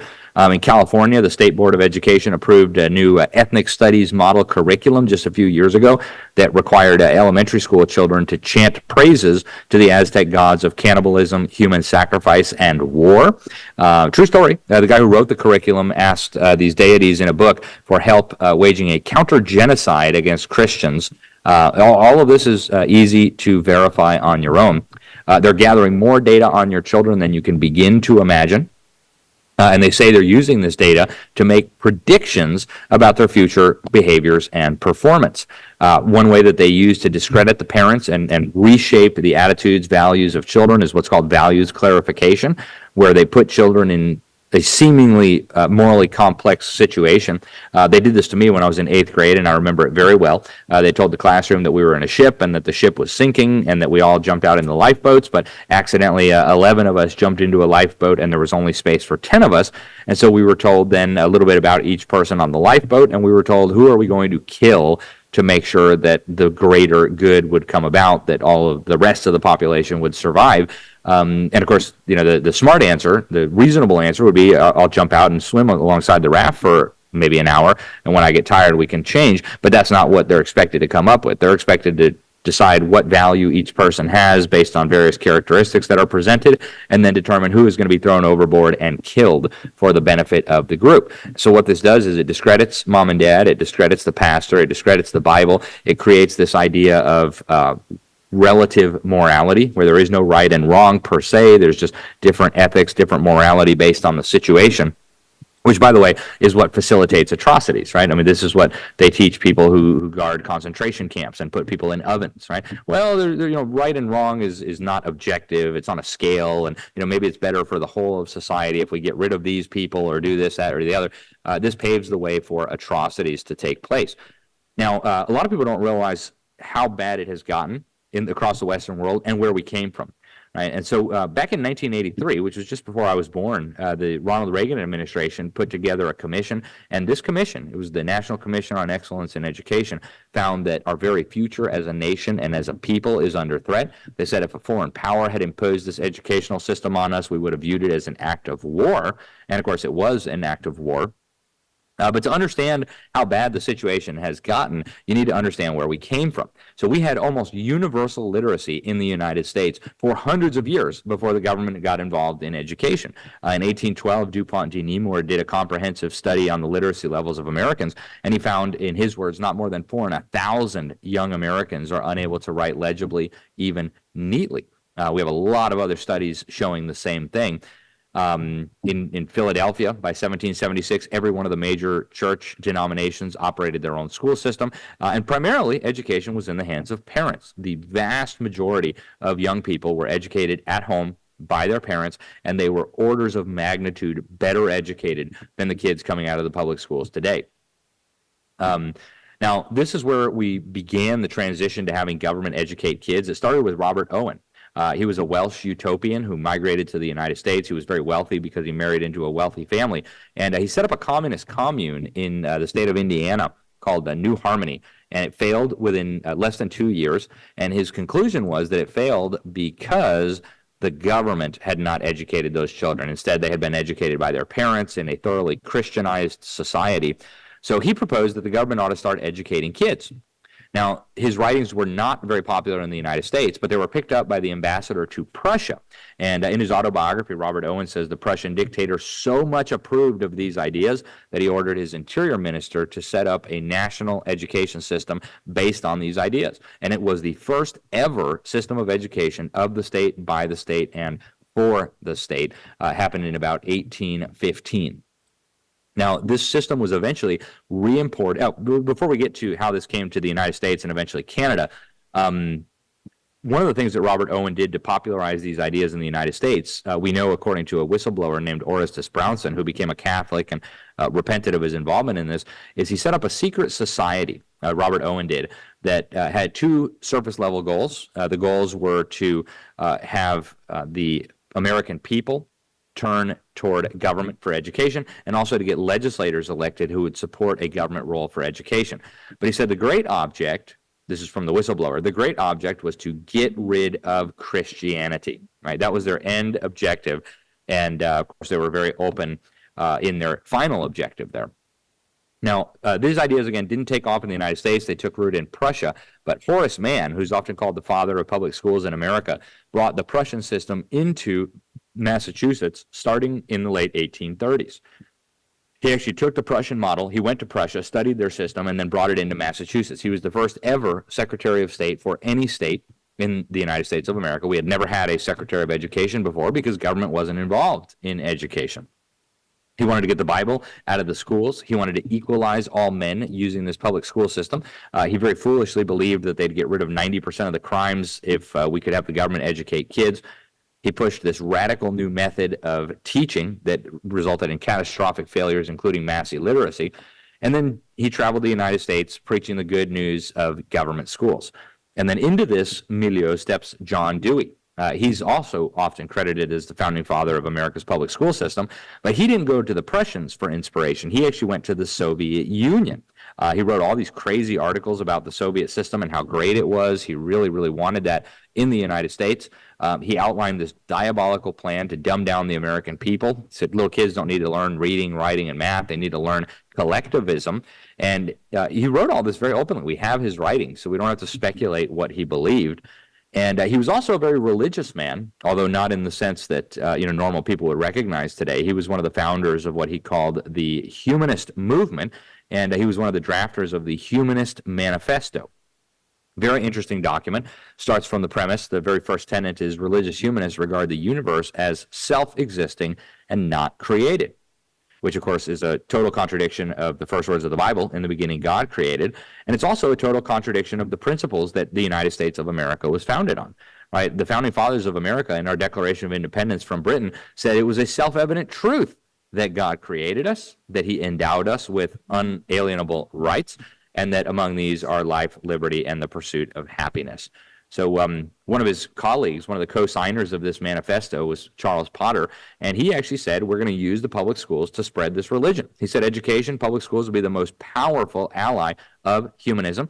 What is your Sunday school going to do for 1 hour a week with some of the children when we've got them for 5 days for humanistic teachings? And so that is basically the genesis of how this worldview, this religious worldview, came to be taught in all the public schools in the United States. In 1962, our Supreme Court banned prayer in school. In 1963, they banned Bible reading. And the justice of the Supreme Court who wrote the dissent said that what this represents is actually the establishment of a religion of secularism, or as John Dewey would have recognized, the religion of humanism. So now they're trying to globalize this, right? The first head of UNESCO, the UN Education Agency, was Julian Huxley. He was the head of the Eugenics Society and also the head of the Humanist Movement, Humanist Association of the UK. The UN have told us repeatedly that all children in the world need to learn from the same standards, that governments must change the attitudes, values, and behavior of children. These are all enshrined in internationally agreed upon documents. And the end objective, they say, is to turn your children into global citizens. Here's the Secretary General in 2015 admitting this. Education must do more than produce individuals who can read, write, and count. It must nurture global citizens who can rise to the challenges of the 21st century. So they're very open about this, right? In 2016, the UN's Global Action Plan called for forming the spirituality of children in the public schools. And, of course, this is applicable just as much in the United States and Canada as it is everywhere else. Here's our Secretary of Education talking about this a few years ago.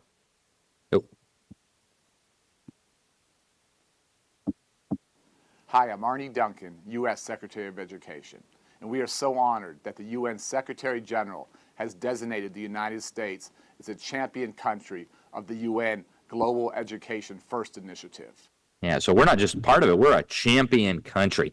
Now, the UN also has what they call a World Core Curriculum. It was written by this man here, Robert Mueller. He's called the father of global education. And he admits in the foreword to the teacher's manual that the underlying philosophy is from the teachings of Alice Bailey and the Tibetan teacher Jewel Kuhl. We're not going to go too deep down that rabbit hole, but I will tell you that Alice Bailey was the founder of the Lucifer Publishing Company. That's a true story. Still around today. They call it the Lucius Trust.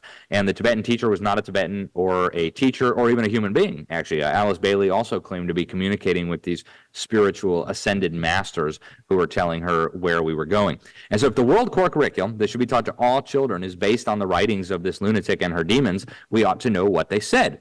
So I have one of her books. I have many of her books in my library. One of them is called Education in the New Age. And she says world citizenship should be the goal of the enlightened, with a world federation, also known as a world government, and a world brain. She says our problem is to attain the synthesis of Marxism and neo-scholasticism, and to get this using the freely chosen cooperative methods that John Dewey advocated. John Dewey we met earlier.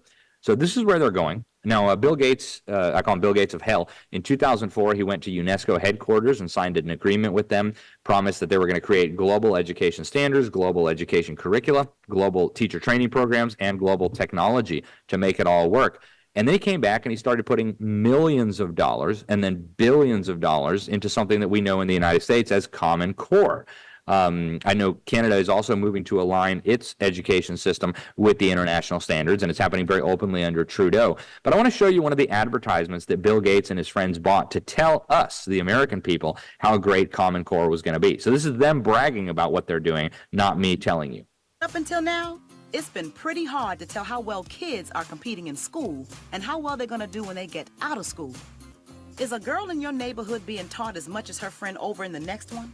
Is a graduating senior in, say, St. Louis as prepared to get a job as the graduate in Shanghai? Well, it turns out the answer to both of these questions is no. Because for years, states have been setting different standards for what students should know and be able to do at each grade level. What we really need are clear goals. That's where the Common Core state standards come in.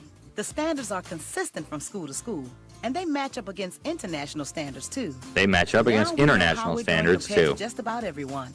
So even though local communities will still design their own curriculum with the same rules, everybody can compete on the same kind of staircase. So you see Seattle, Chicago, Shanghai, and Paris, all the children will learn from the same standards. And they're telling you this. They're buying ads to tell you this is what they're doing. You can add Toronto and Vancouver and Ottawa all to that. And so in the last couple of minutes that I have left, I want to share with you just some thoughts on where we go from here. I just released a new book on this subject. I encourage you, you can get it in Canada through Amazon if you want. They can ship it right from Canada. It's been endorsed by our most recent National Security Advisor, General Michael Flynn. It's been endorsed by Dr. Peter McCullough, Kirk Cameron, one of our best actors, and many, many other great Americans. And we need to ask some basic questions, like, can we reform the system? And I would submit to you that you can't reform something that's doing what it was designed to do, right? When you go back and you look at the history of this system, the people who created it and moved it forward always planned for it to turn children against their parents, against their country, against their freedom, and against God. That was always the design that they had in mind, and they said so, right? We don't have to speculate on this because they left a massive mountain of evidence proving this.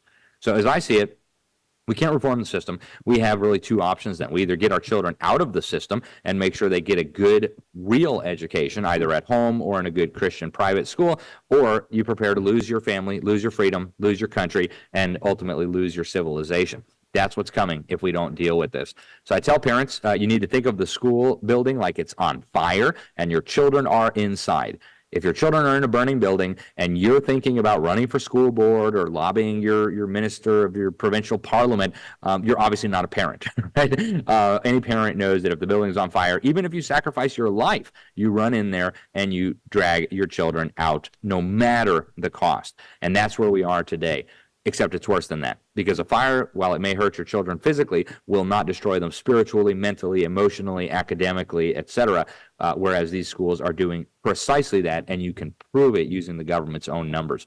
So we need the churches to sound the alarm here. We need the churches to help create real private schools, right? In Alberta and all across Canada, I know a lot of your quote-unquote Catholic schools, a lot of your quote-unquote Protestant schools are funded by the government, and therefore they are not allowed to teach things that the government doesn't want, including things on marriage, gender, sexuality, liberty, etc. So we have a major problem, and we need education independent of the state. Unfortunately, Canada has now done a very good job eradicating real school choice, and so we've got to understand this is a crisis situation. Everything depends on getting this right. I would leave you with just a few verses from the scriptures, right? The reason people were educated, the public in general, actually came from Christianity. There was no such thing as education of normal people prior to the spread of the Bible and the spread of Christianity. That was a Christian idea, really got started in the Reformation. And, God has a lot to say about these things, right? You should train up your children. It's not Caesar's job. God says parents should be talking to children about God and his laws when they're sitting in the house, when you're walking by the way, when you wake up, when you lie down, when you're eating. You should bring up your children in the discipline and instruction of the Lord. We know that the fear of the Lord is the beginning of wisdom and also the beginning of knowledge. And these are all really important things for us to keep in mind, right? If you go back and you look at the history of education, it has always been inextricably intertwined with these values, and the move away from them is very recent. So the homeschool movement is a great encouragement to me. Millions of children across the United States and Canada are being homeschooled today, and we can praise God for that. Again, here's my new book, and here's my older book on education, Crimes of the Educators. My new one is called Indoctrinating Our Children to Death. You'll get all the details in that. And I just want to end with this, because we need an exodus from the government school system. We're in a spiritual battle.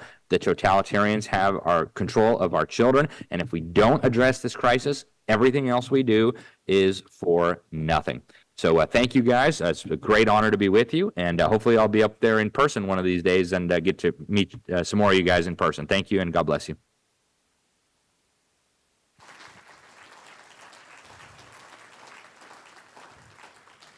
Thank you, Your Majesty. We're in shock. Respecting my pronouns, that's good. Do we have time? We have time for one quick question. Does anybody got? Yeah, go ahead. We'll just take one question, so don't anybody else bother lining up. Or well, we'll take two because we got two there already. Go ahead. We've got two polite guys. Go ahead. I am a retired teacher. Everything you said is true. We have to get our kids out of the government school. I offer a band program for homeschool kids. We just started it last year. That's one of the things parents are worried about, their kids not having these kinds of opportunities. But I tell parents, they don't like to hear it, but if you don't get your kid out of school, they're in danger, severe danger. And I witnessed this my whole career, so he's right on. Thank you. We'll call you Your Majesty's assistant. Tex. I don't have a question, Mr. Newman. I've seen you on some of the presentations and so on. All I can say to you and for all of your listeners around the world, that was a superb, superb presentation.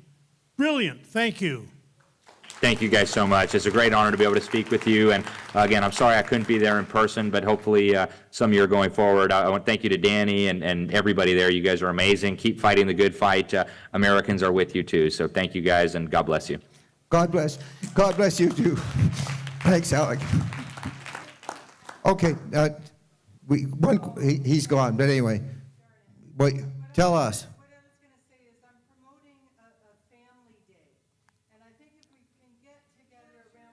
Okay, actually, okay, she's talking about promoting a family day. When we get to the end of the day, we're going to talk about some things we can do.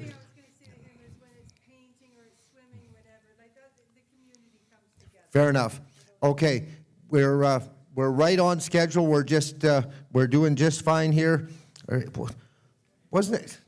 Am I the only one in shock? Like, I mean, this is stuff. I guess maybe all you young people know that stuff. But anyway, friends, Tanya Gaw, it's your turn.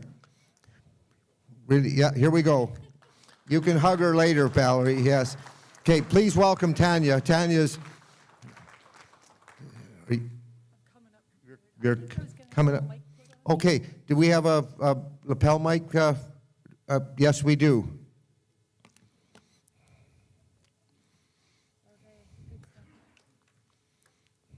There we go. We've got the computer. Is that going to fit on there all right?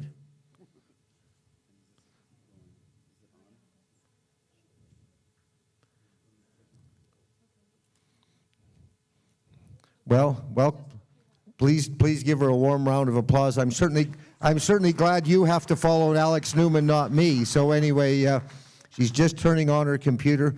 He certainly covered a lot of information in a short time, didn't he? Holy Christmas.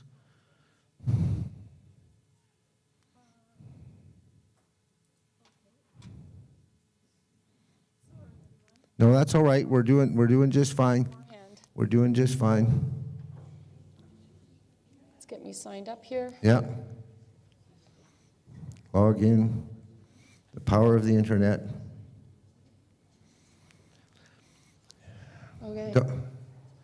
Is it coming up? Just while it's coming up, I'll just say I've been talking about these books, and a lot of people said, oh, I've already got one of those books. I've got one of Michael's books. I've already read it. But the point is, the reason I keep pushing is, it's not just a matter of you reading the book. You need to get some books, and we need to start sharing them out with our friends. Like, so everybody should make an effort to get some of those books, take them, and start giving them to our kids and our grandchildren. And we're ready to go. Welcome. Your turn. All right, super. Well, thanks so much. I'm really excited to be here. I love Alex. I've had him on the Empower Hour numerous times, and you've heard a lot of things between yesterday and this morning, and I always say, you know, it can be overwhelming, but I'm gonna turn on the fire hose, and I'm going to provide you much more information, but within it, there's going to be solutions. There's going to be strategies. So to take everything that you've heard in the last couple of days, and I just want to be able to paint this picture of what Action for Canada is doing in taking these topics and working as a well-oiled machine. And so this is what Action for Canada looks like nationwide right now, and we're very focused on growing. Kim is our National Chapter Leader Coordinator. If anybody wants to think of being a chapter leader, please come up afterwards and speak with her.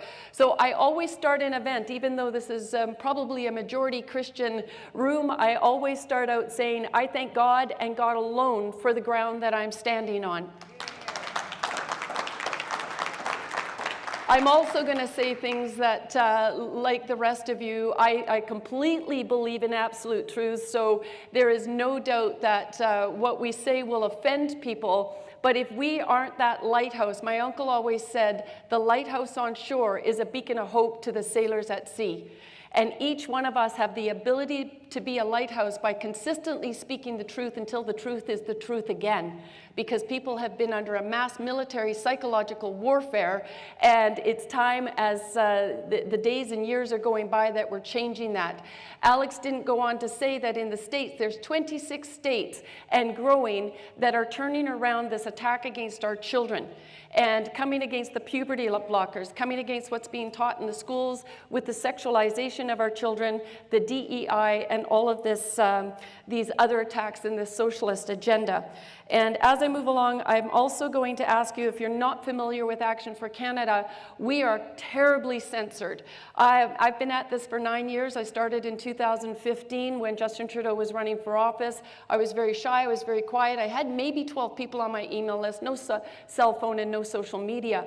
Well, here I am after 9 years, and I've just reached over 1,145 followers on my Twitter. I was banned through COVID, and I'm telling you, I am at war to get our information out. The government does not like seeing this, because if we look at it, Canada is a huge country.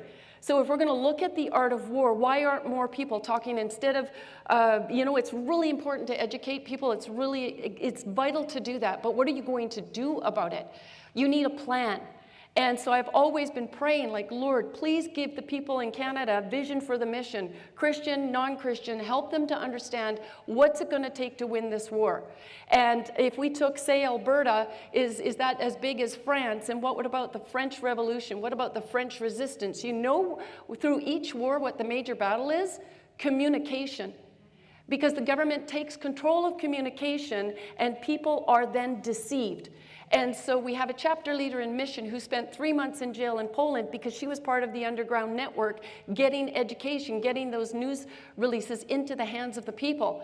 And so we figured, okay, everybody's concerned about being censored, but what if the government shuts off our computers? We have contact with all of our chapter leaders who have built these communities. And if we can build those communities to thousands of people within the community, think what they could do. First of all, they hear from us. We can pick up the phone. We can go horseback ride from province to province to pass our message along, whatever it's going to go. They want the Wild West, we'll give it to them, right? But we can't stop. We have to be actively thinking about the future and how to deal with these issues. And so that's what we're doing. So I'm constantly reporting on what I think are some of the really important issues: mass immigration, the Islamization of our nation, what they're doing to our kids. And then I post information from our website about, hey, this is what you can also do about that. So consider following me there. Our Rumble page, we used to be last year getting 58,000 views and 250,000 with Dr. Tenpenny, up to 1 million with John Euler. And I'm noticing that we're down back around, man, we're lucky to reach 20,000 views again. There's censorship every direction we're going. Even our email service, we need to go up against Meta, because we have a very large email list, and all of a sudden we're seeing 30,000 emails aren't going out. My director and co-founder, Valerie, doesn't get our emails. We go in and we put her back in the system, they bop her back out. So getting our communication that's how we could be working together. Take these resources. If you got a favorite blogger or whoever, make sure you're passing the information on. One of the things that Action for Canada does that the others who are promoting and presenting, the information and having special guests on, they don't have the solutions. They don't have the strategies that we're also offering to partner up with the information we're doing.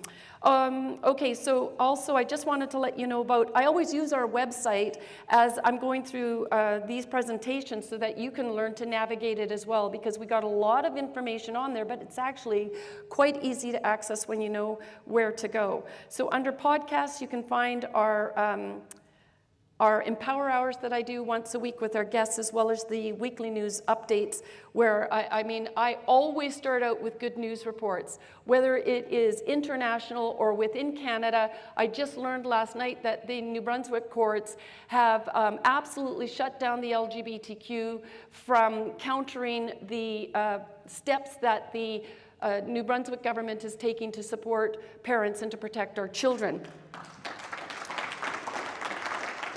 So that would be in one of my weekly news updates coming up. Okay, so I started my journey, like I say, back in 2015. And as time was going by, I'll just give a brief snippet of this. Obviously, I was writing huge reports on the UN LGBTQ agenda to indoctrinate children worldwide. It's an extensive report, but it went out in, I think it was 2018, kind of cutting edge back then. We didn't have a lot of support or followers, but there was groups of us who were really trying to warn people and parents what was going on. Another report I wrote was back in 2019 called The Rise of Political Islam in Canada. It has 4 sections, and it tells how the government is facilitating the Islamization of our nation, and it also provides what's going on in the news, the headline news, the murders, the rapes, and the violence by a minority of the population. Maybe they were 1% when I wrote this report. They're well over 5%, and Trudeau is flooding us with more and more, specifically Muslims, into our country, and we need to ask why. And of course, it's to break down, destabilize us, and he's doing some deals and negotiating regarding the Palestinians, which hopefully I'll be able to tell you sooner. So as it was going along, I built up my personal email list, about 500 people, and doing these little calls to action, whether it was on Bill C-16, the bathroom bill allowing women and children's private spaces, or Motion M103, Bill C-75, breaking down laws against pedophiles. I mean, so much has been going on over the years. And so in 2019, people said you need your voice out there a little bit larger and your calls to action. So I developed, with the help of my good friend Valerie, Action for Canada. And it was actually officially filed with the government in August, but in 2019, you can imagine Islam, the LGBTQ, it was all a little bit of, you open your mouth and you're gonna, be hit by criticism. And as a pleaser type of person, I really had to deal with a lot of things in order to continue to take this on. So in 2019, in June, I was on my belly before the Lord, and I was praying. I was thinking about my family and my kids and my home and my finances and which direction I was going here. And I'm like, Lord, are you really sure that you want me taking this on? And I opened up the Word of God, because I was really in a moment of prayer with him. And this is exactly the verse when I opened the Bible, was Jeremiah 1:17-19. He said, get up and prepare for action. He said, I know, it's so amazing. He says, go out and tell them everything I tell you to say. Do not be afraid of them, or I will make you look foolish in front of them. For see, today I have made you strong, like a fortified city that cannot be captured, like an iron pillar or a bronze wall. You will stand against the whole land, the kings, officials, priests, and people of Judah. They will fight you, but they will fail, for I am with you, and I will take care of you. I, the Lord, have spoken. I got up and I brushed the dust off my knees, and I haven't looked back. And so when and there was a time in February, I think it was about 5.5 or 6.5 years ago, and I was like, how do you deal with these lies of the left? Like, they make it all sound so smooth and lovely and convincing, and you should love who you want to love, and this and that, even if it's your children, whatever. And God said clearly to me with the truth. So Action for Canada is a purveyor of truth, regardless of what that may mean. And so when the truth comes out, when we've been lied to and conditioned to think a certain way, then I'm telling you, even within the freedom movement, I have been rejected. I have not been invited to events because people came to know me because of COVID-19, not realizing I'd already been at it, for nearly 4 or 5 years. And so once I started talking about SOGI and the LGBTQ, you know what? People put me on the outside. They cringe if I came onto stage and had an opportunity to speak, but I thought that's okay. A year later, they're going to understand more of what this is about because you can't ignore it anymore. So then, it would come up to multiculturalism. It would talk about, the immigration policies.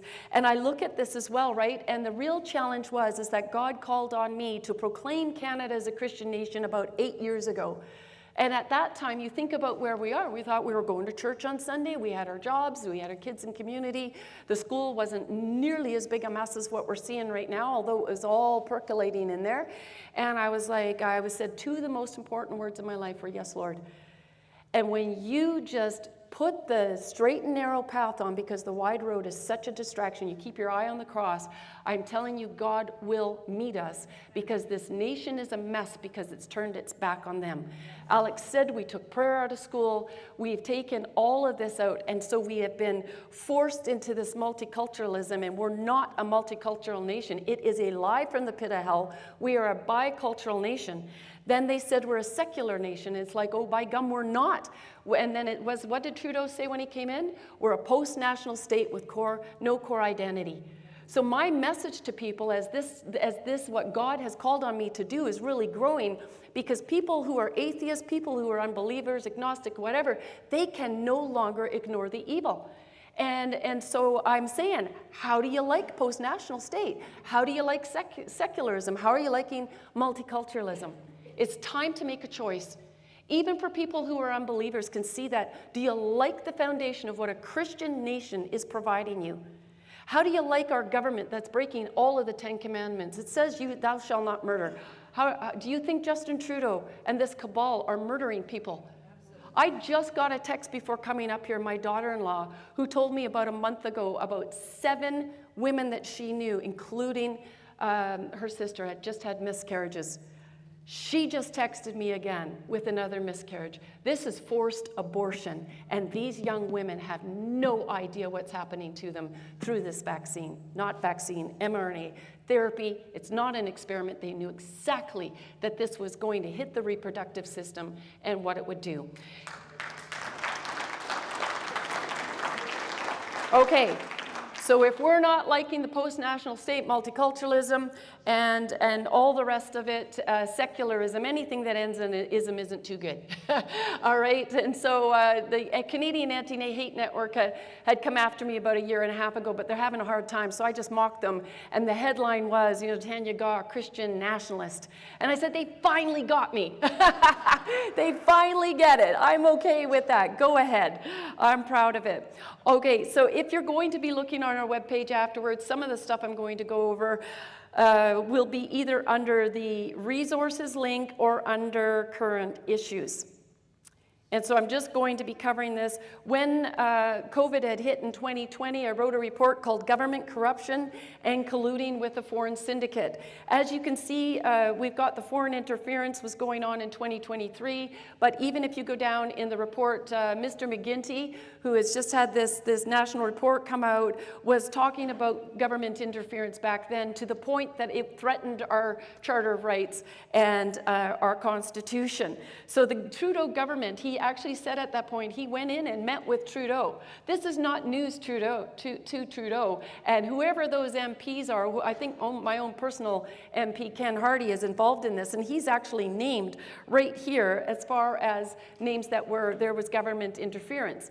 He may seem to take a position that it's less nefarious than it is, but by gum, we should have a right to know who these people are, and then as well, who are these countries? Who are the countries that they're listing?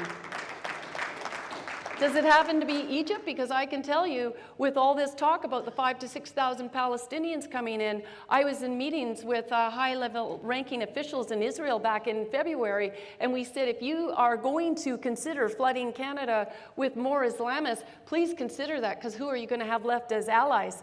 They actually agreed, and because Palestine is not a state, it's a district within Israel, they had agreed to the fact that they give permissions, they do the vetting as to who could potentially be safe to come into a Western nation, and even that vetting is flawed. There is no way when you have that level of corruption within Gaza with the Palestinians who are celebrating.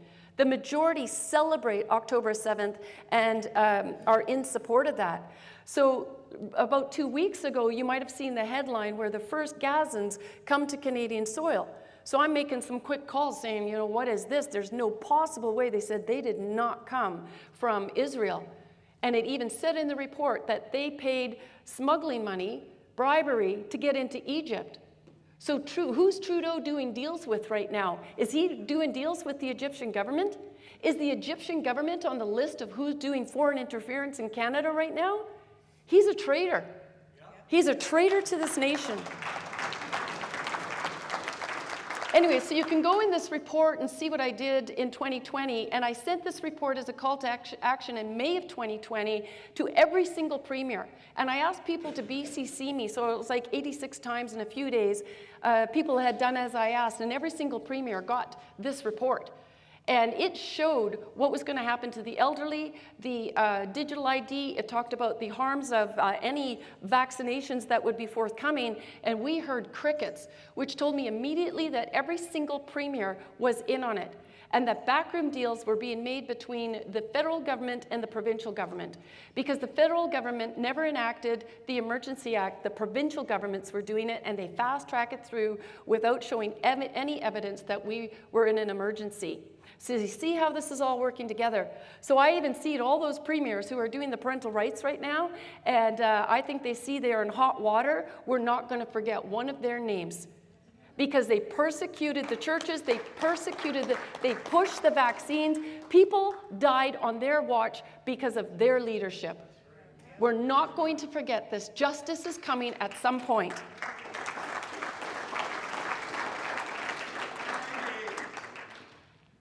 All right, I then met with the RCMP, the top-ranking officials in BC in June of 2020. I laid it all out there. I gave them a report on our health official working with Bill Gates.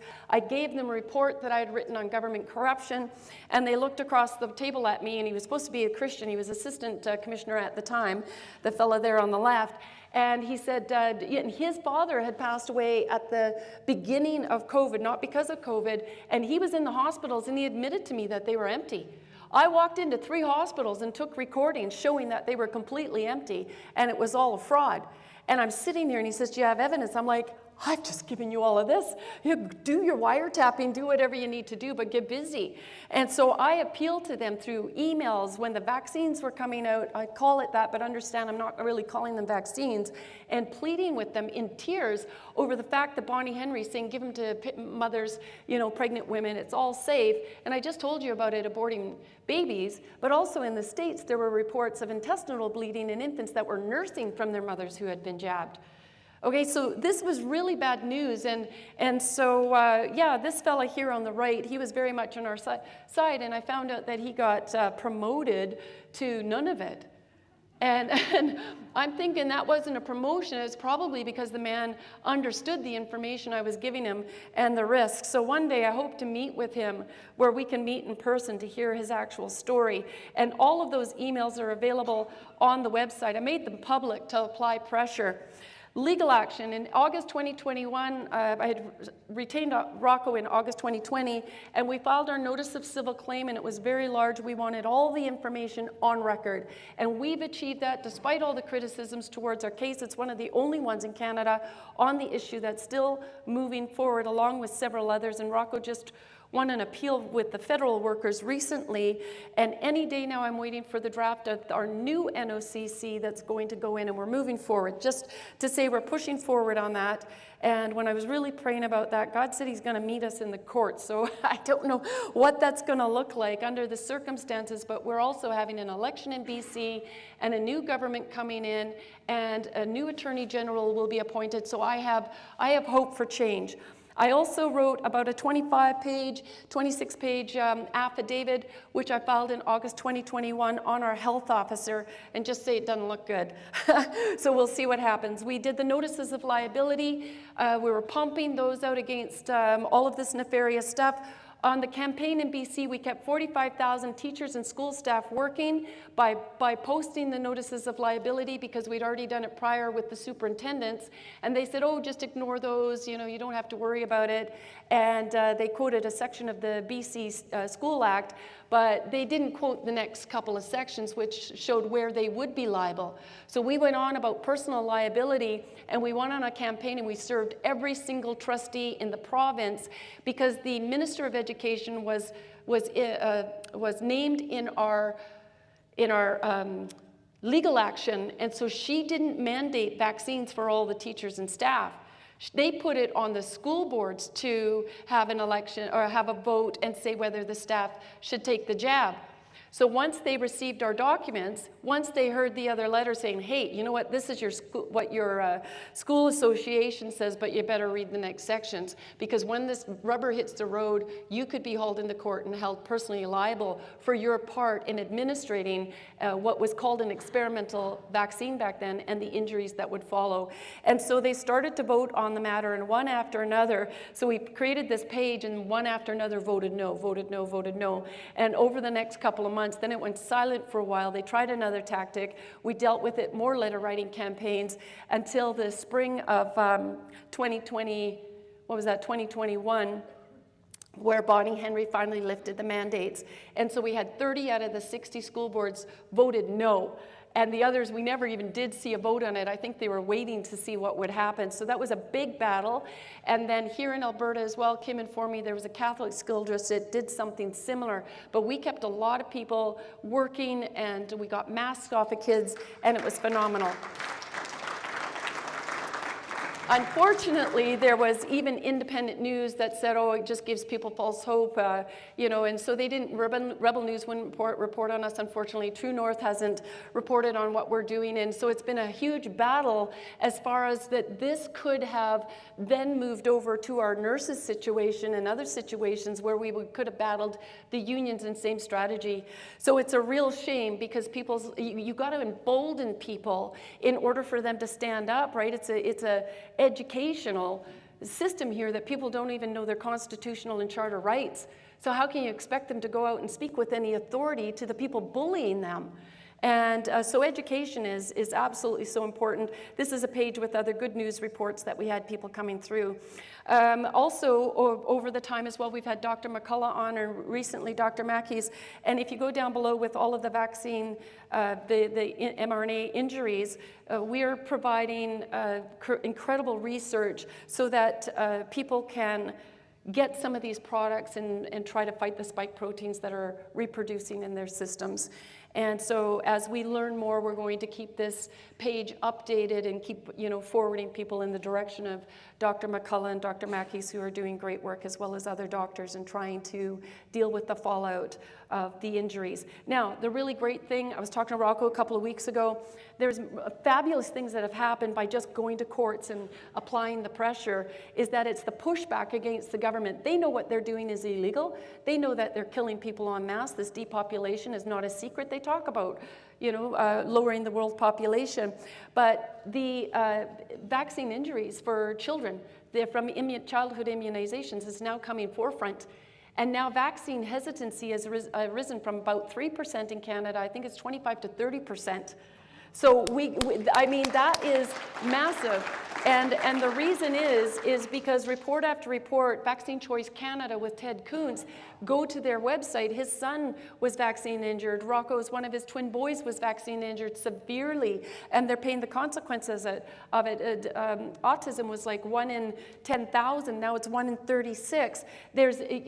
I was a kid, four shots, 16 or 17 doses. Now in 2019, it was 72 doses, 16 or 17 shots. Now they want to put the COVID jab in there, and I think it's going to be 108 doses.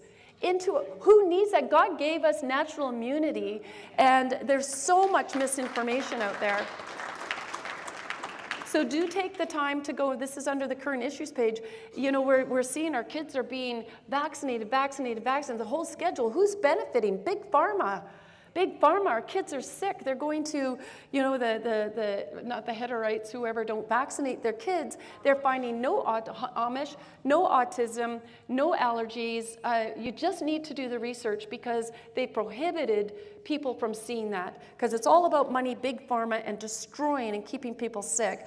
Dr. McCullough is coming out about childhood immunizations and saying that they just need to put a complete stop on them until they can do the further studies. Here again, little videos that I'm sharing on my Twitter that can help educate you.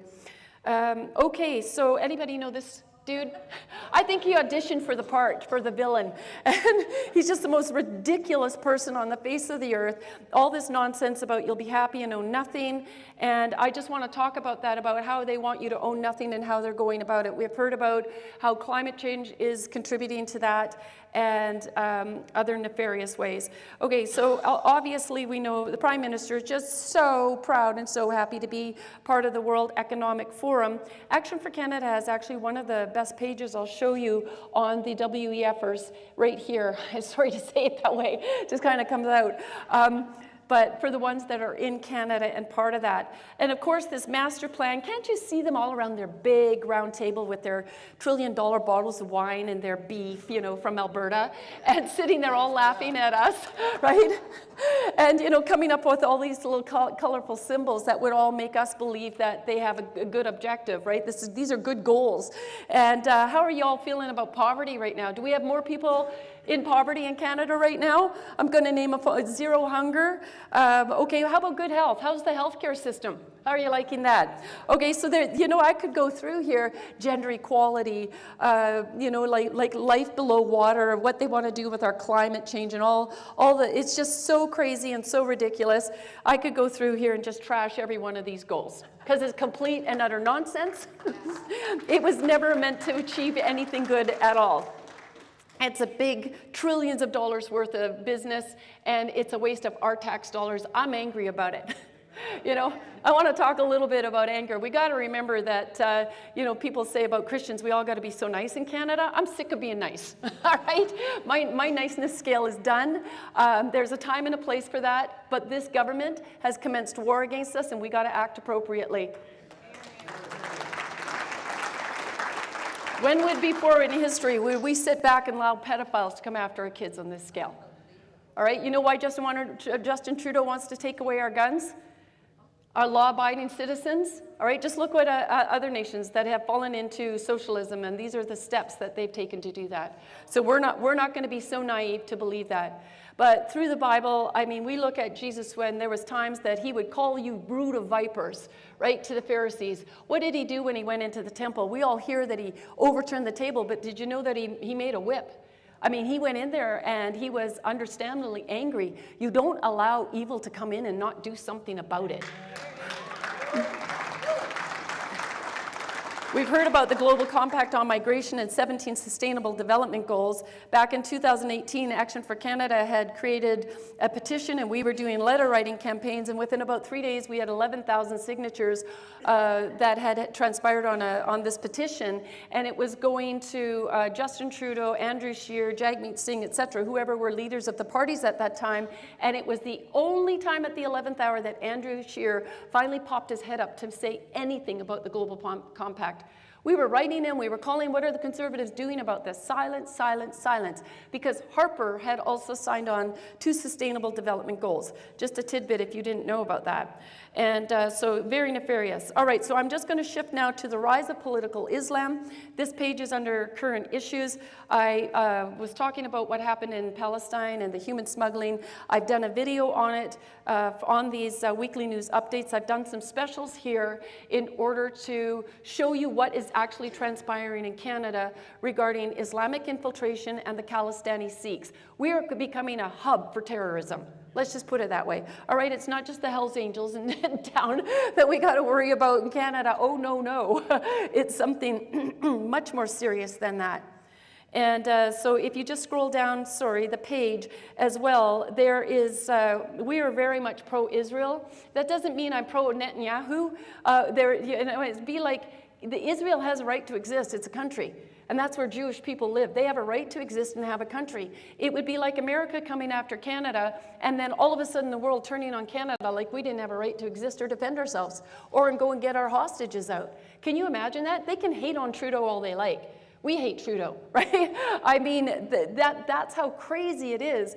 And what the significance of Israel is because Islam has conquered all of those countries surrounding where so many were Christian nations. The majority were Christian nations, and they violently came in, took those countries over and slaughtered them. And here the UN is fixated on us, telling us that we need to give land back to the natives. We came in signing treaties and with kindness, and we benefited Canada.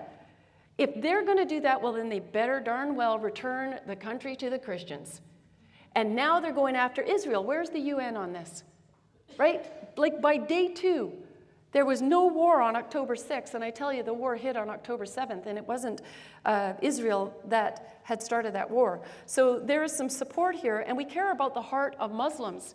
Right? This is a great deception. When you look at the man they follow in Muhammad, and you compare that to who do Christians follow? Who is the man that we follow? It's Christ. Did he come raping, destroying? I mean, I won't even go into the details of what Muhammad did. It was violence. Follows this so-called religion. It's not a religion, it's a political system. And it's infiltrating this country at warp speed. And they don't care if it takes 200 years to do this. That's how long they've been infiltrating all of Europe and the West. And go and take a look at Europe and the UK right now and see how amazing the elections are. But what are they all based on? Mass immigration, Islamic immigration. So are we not allowed to talk about this threat in Canada?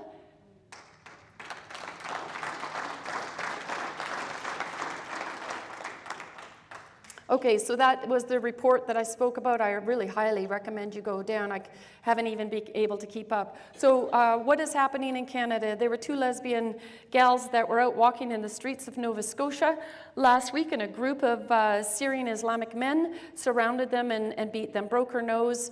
It was just a horrific, horrific event. I'm only going to show you a couple. They're walking around the streets, all these Palestinians that are out there. I'm like, get a cargo plane, line them all up, ship them out, and just send them back to the love of their country, all right? Because they do not have the right to do this on our streets. This is just enough. This is terrorism. We've always gotten along with the Jewish community in Canada, and we have lived at perfect peace with them. But not so much this group. And if they're not happy, then go, because they're yelling death to Israel's, death to America. Why are they not yelling death to Canada right now? Do you think that that's not in their hearts? They will never align with Canadian values. Here's a young man and he's out there yelling all about the Islamists, the Islamist propaganda. Well, I wonder where he's learning this. This is an example of Ontario. I don't know what it would be. These are the Islamic schools in Ontario alone. How are you feeling about that? Are you a little bit concerned? Because we should be. I believe that every manifestation of Islam should be shut down in Canada. Every manifestation. And that young man is a product of it. Do you know that they've taught beheadings in these Islamic schools? They've got it on video. Do you know they hate the imams are teaching young students? They tell you that it's worse to wish somebody Merry Christmas. It is worse to commit murder or rape than to wish a Canadian a Merry Christmas. All right, Danielle Smith last year. She wanted the Muslim vote, so she implements halal mortgages. Right? That's not just something benign, that's very serious. This is Sharia law that she's setting up in your province. You need to have this overturned. You got a few squeaky wheels.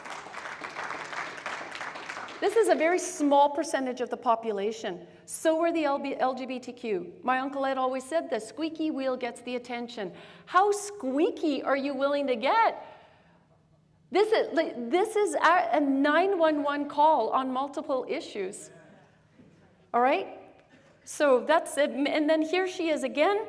We called Justin Trudeau Mr. Dress Up, and I'm looking at Danielle Smith, and I'm like, you're Canadian. Can you be proud to be a Canadian? So that would raise the level of the immigrants who have the privilege to come into Canada and live here. My mom came from the Netherlands along with her 4 brothers. They came from through the war. Their house was bombed. My mom had no nutrition, no fruit. She ended up losing her teeth because of this as a little girl.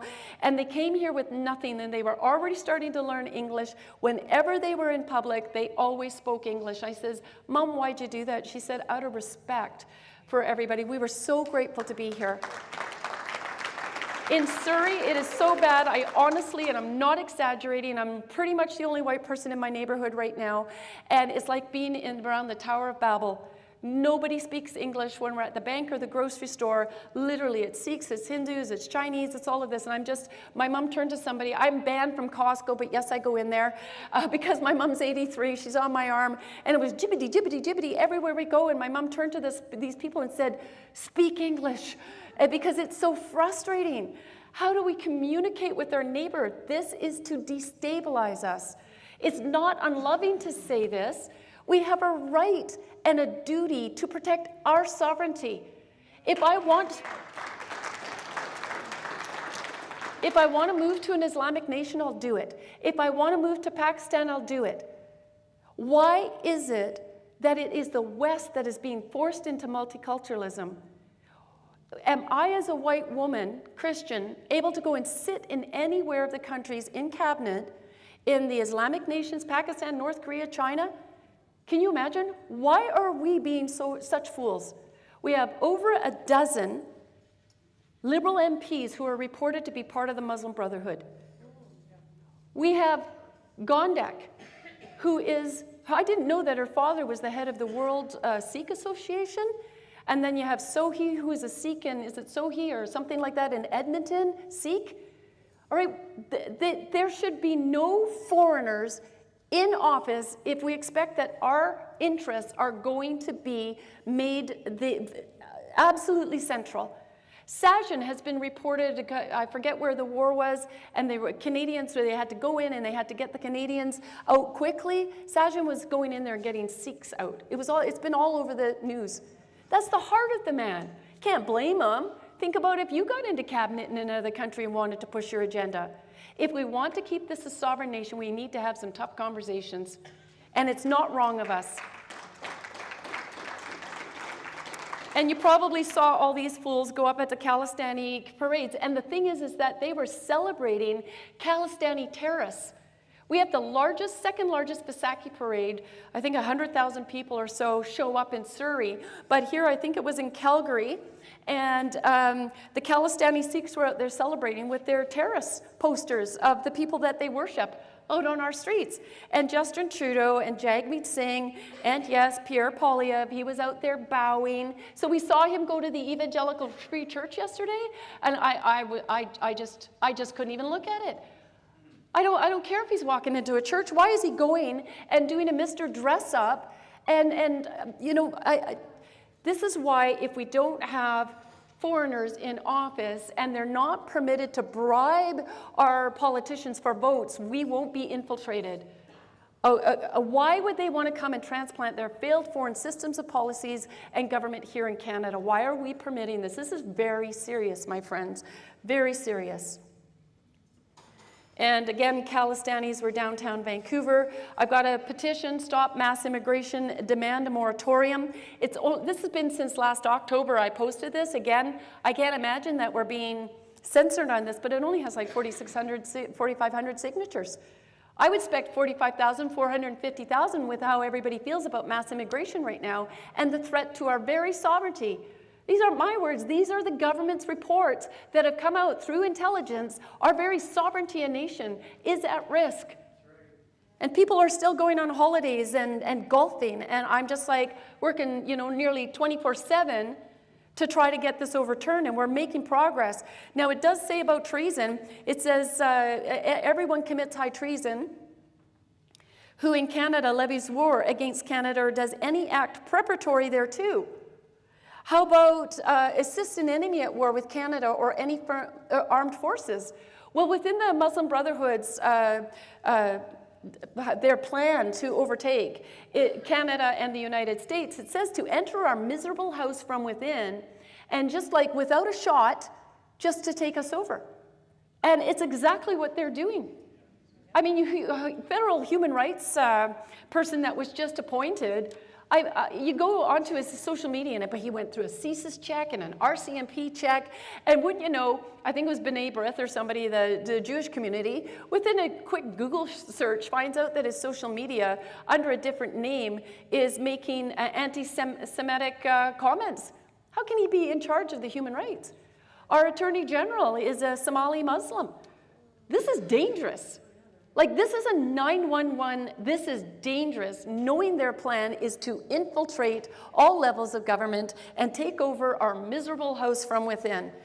And if you don't like it, my friends, like I say, we're at war, and what the consequence for high treason. And so with all this globalness and, the world depopulation, and I'm looking at Klaus Schwab and his silly mug and, Justin Trudeau, I'm like, well, you first. Do us all a favor. The world would be such a better place if these guys would just, do it by example. What are they talking about? They're really so concerned about it, yet they're still standing.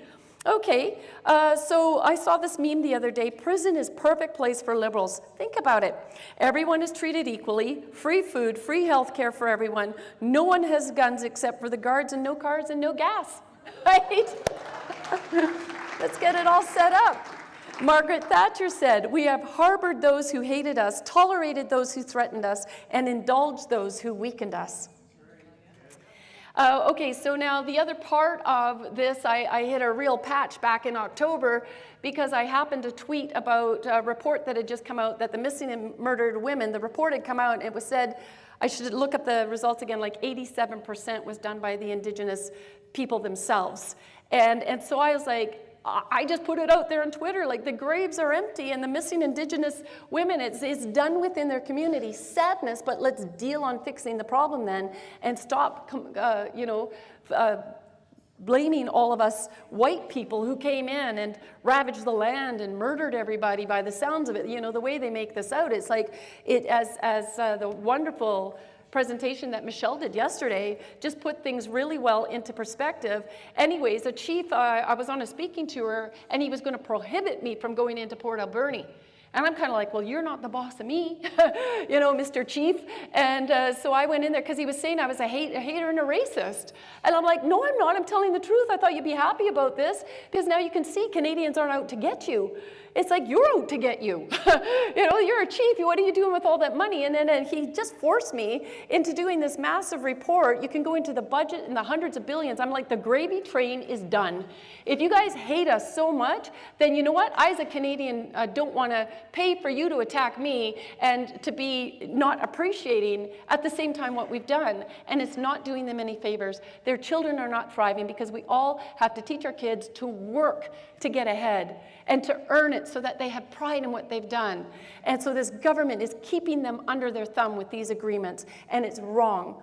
And so I just go down, and then here's the chief, the silly chief who tried to keep me out of Port Alberni. I did go in, I had a great meeting, and we came back out again. But it's a good extensive report. It shows about the graves and where all of this is going. So I want to see a show of hands. Do you think since Justin Trudeau came into office that he really cares about the Indigenous people? Anybody?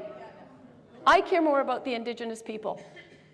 Because what Justin Trudeau is doing is it's a global agenda.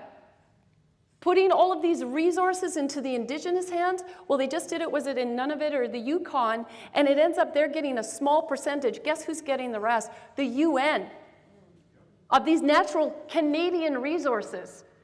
So of course, because the natives have lived under such poverty, the majority of them, if they're going to get some bigger money, what's a small fraction compared to what the UN and the globalists are taking from us, and do you think that these land rights are going to really stay and be maintained within the Indigenous, the Native community?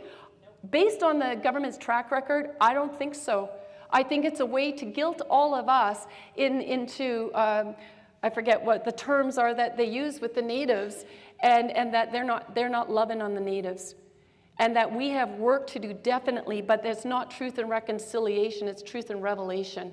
And we're having that as we see the UN agenda using the natives as pawns to advance their 2021, 2050 agenda.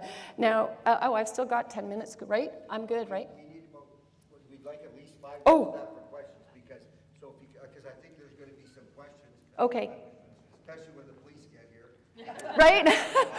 Okay, so really quick then, I'm just going to go boop, boop, boop, because this was the easier part of it. So address the problems with food. We're doing food security pages, helping people. We've got great videos on that page. We're doing the 15-minute city notice of liability. We have incredible business resources to tell the businesses, do not sign up for the CBDCs, do not sign on, because then you will be obligated to implement the SDGs and the DEIs and the CEIs and all the rest of it. Those are on my page. There shows all about this stuff and how we're countering it. My people are destroyed for lack of knowledge. Then I would go into SOGI, which we're on the front line of how it's coming in through Alberta, how they implemented it.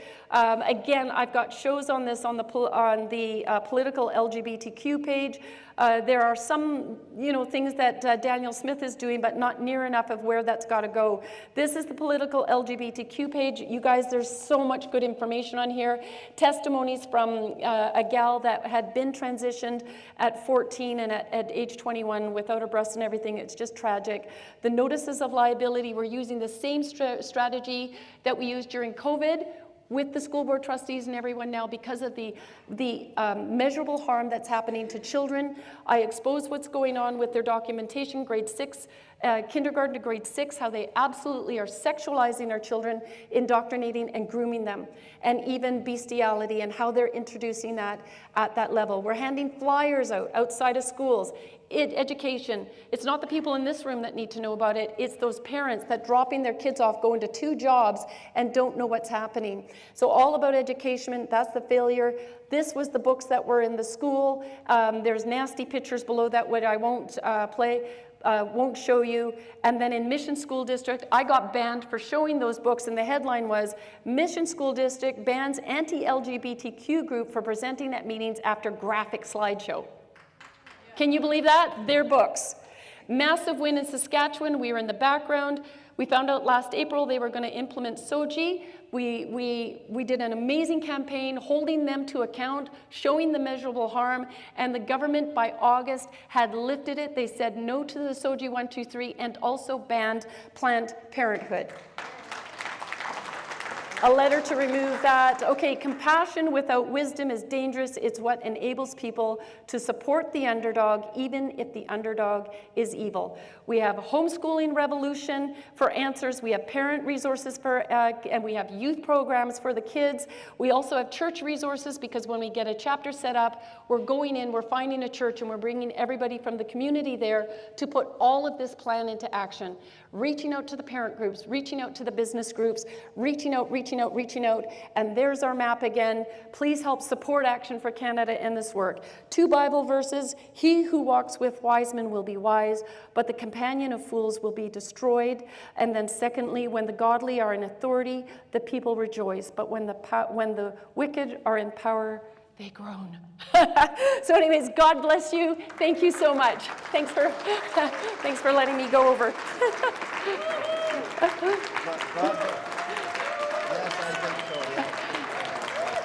Thank you. I said it would be a bit like a fire hose, but it's a lot. There we are. Go ahead, Dale. We're going pretty quickly, and so I may have misunderstood one part, but you said that Rebel and True North wouldn't cover you. Now, is that a broad statement or on that one specific No, subject? on anything Drea used to a couple of years ago.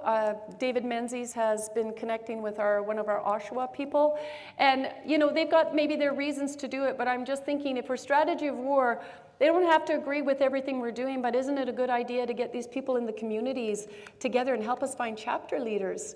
And so it's been a frustration, because I'm not asking for funding from them, I'm not asking for anything, but just that Canadians can know there's 338 ridings, and then we're also helping elected officials. We got a number of our members and chapter leaders got elected as school board trustees in the last elections, and they're doing amazing jobs in those school boards. So there's so much we could be doing just based on the idea of what it is, yeah. Go ahead.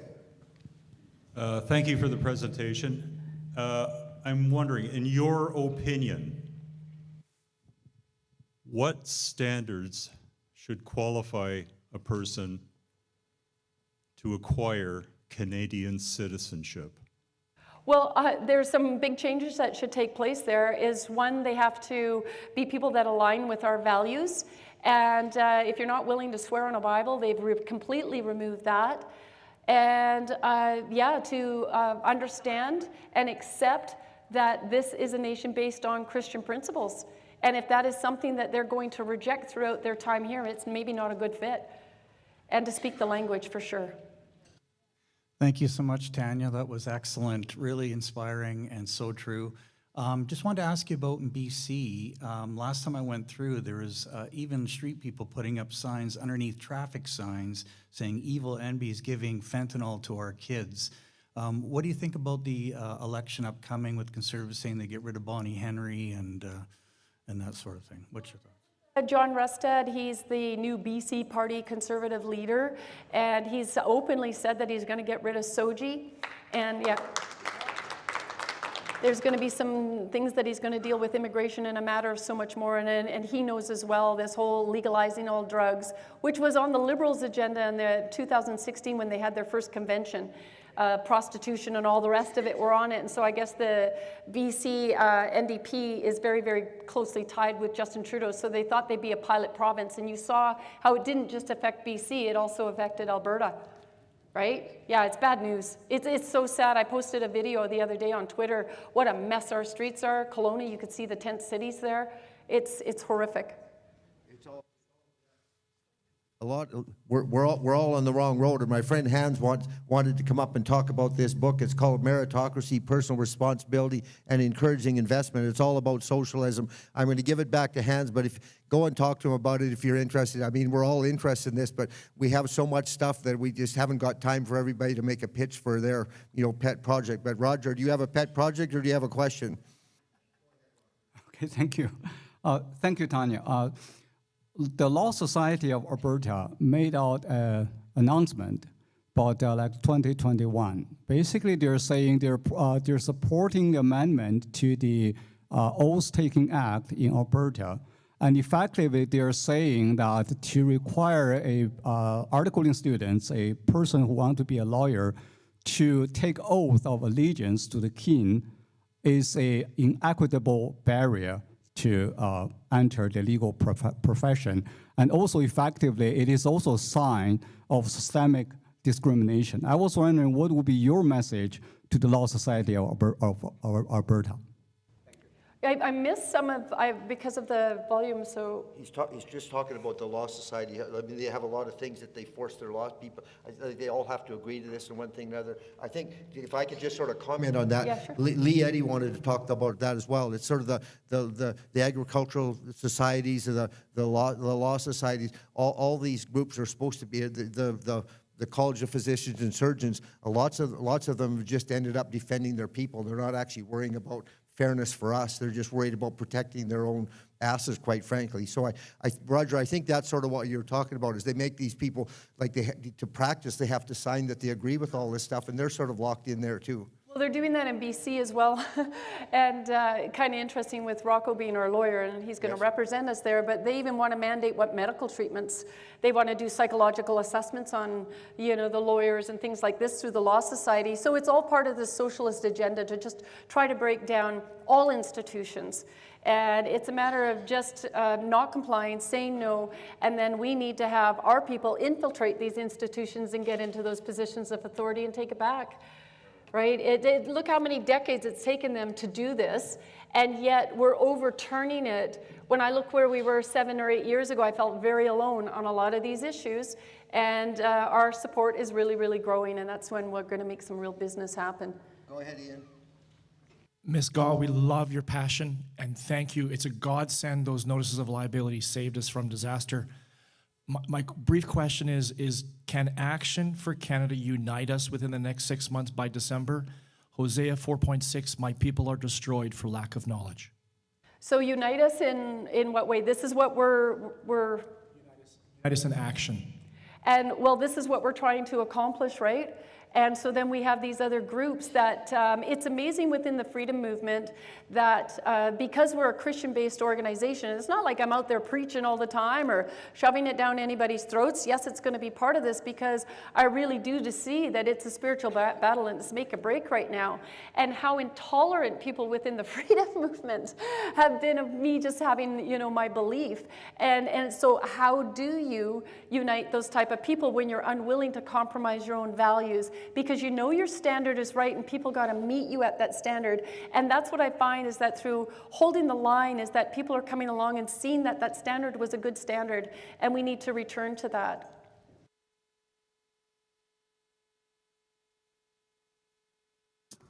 Besides the Jeremiah verses, what else would you say to people who want to speak out but are afraid? Well, that's a good thing because there's a lot of verses in the Bible, if somebody can help me name some right now, about fear. Fear is not of the Lord. And fear is what kept people locked down. Fear of speaking out. Fear of taking a silly, useless mask off their face. That's enough examples. Yep. We'll take one. Okay. Yeah, we should have a Bible study some night. Yeah. Yeah, exactly. Text. Brilliant presentation, Tanya. Brilliant. I just want to add one thing. We talked about, or you mentioned the fact that, or someone asked, what should we do to ensure that our elected representatives are Canadian? And you described some of those things. One of the things I want you to understand, and I don't know if you know this, 26 of our elected members of parliament in Ottawa have dual citizenship. That's wrong. 100%, and I agree. And Marine Le Pen just mentioned that, she's winning big in France, and she said anybody with dual citizenship has to be removed. And I agree. If you don't love this country as a First Nation, if you're not, I don't mean as a First Nation, but I mean, as your number one. Yeah. More, Lee, you're the last question. Go ahead. Okay, so prior to Christ, what was the world practicing? It was practicing sorcery and paganism. People don't realize how much the Druids are involved. For example, COVID, Omicron, Delta, Kappa, which is 2 variants of the coronavirus. There's a university in United States, and its emblem is the oak. And the oak, well, if you let me get to it. Okay, so you said about the Muslims. For example, the Muslims did the Million Man March, right? The Muslims did the Million Man March against the LGBT, right? So the children's organization is called SOGI, the Sexual Orientation, Gender Identification. That translates into KISS, okay? No, it's a... Like, we're out of time. We've asked you to ask a question. High five, Petro. If I can't speak, high five, Petro. Fine. Okay. Gentleman have a question? He does. I think he does. Yes. Sorcery going on. Okay, fine. Do you have a question, or you just want? I wanted to, yes, that was my question, is you know about the Muslims are running our sex protest, you know, they... We didn't align. Yeah. Christians not to pray in. Everything was unity, and it's foolishness. Okay. No, we didn't align with thank them. you. We didn't align as Action for Canada with the Million you have a March. question, Lee, because I'm getting this out. Actually, I just wanted to ask you a question. I see you're involved with a lot of other organizations, but the Alberta Institute of Agrology is full bore on climate action. They want to control the farmers. Are you aware of that? Yeah, well, this is one of the reasons we have that food prep website as well, and we've had Tom Harris on repeatedly trying to bring awareness. And yeah, there's a big battle over our land and our farms, and that is within that community. If there was something that Action for Canada isn't even doing at this point that we could come up with that would be effective. But where we tap into further there, I haven't addressed. Help you on that. You got to understand, like, this is exhausting, right, with how many they want to create chaos by throwing this all at us. So we're trying to do it in a uniform manner. That's why we need people to join the chapter so they can take on groups, take our resources, and apply them. So anyway, Thank you, Tanya. Yeah, thank you very much. I apologize for being a little bit rude, but I have about 30 people that would like to just speak for 4 to 6 minutes, and as you know, when you give them 4 minutes, they speak for 8 minutes, and so like after a while, we have to just say, okay, we've got this many questions. Anyway, Tanya, what an amazing amount of what an amazing amount of what a shot from a fire hose. Okay, so we're doing fine. We really appreciate a good soaking down. And I think we're ready for lunch. I think it's lunchtime on the agenda, isn't it? And then, yeah, we have a 15-minute 15-minute break and then lunch, and then Andrew Lawton will be on at 12:30. We've got what else? Am I missing anything else here? That speaking of just. Bookkeeping. Tom Harris, what time do you have to get to, where's Tom Harris? What time do you have to get to Edmonton tomorrow? 11 o'clock. So, okay. Is anybody leaving early tomorrow morning to go to Edmonton? Like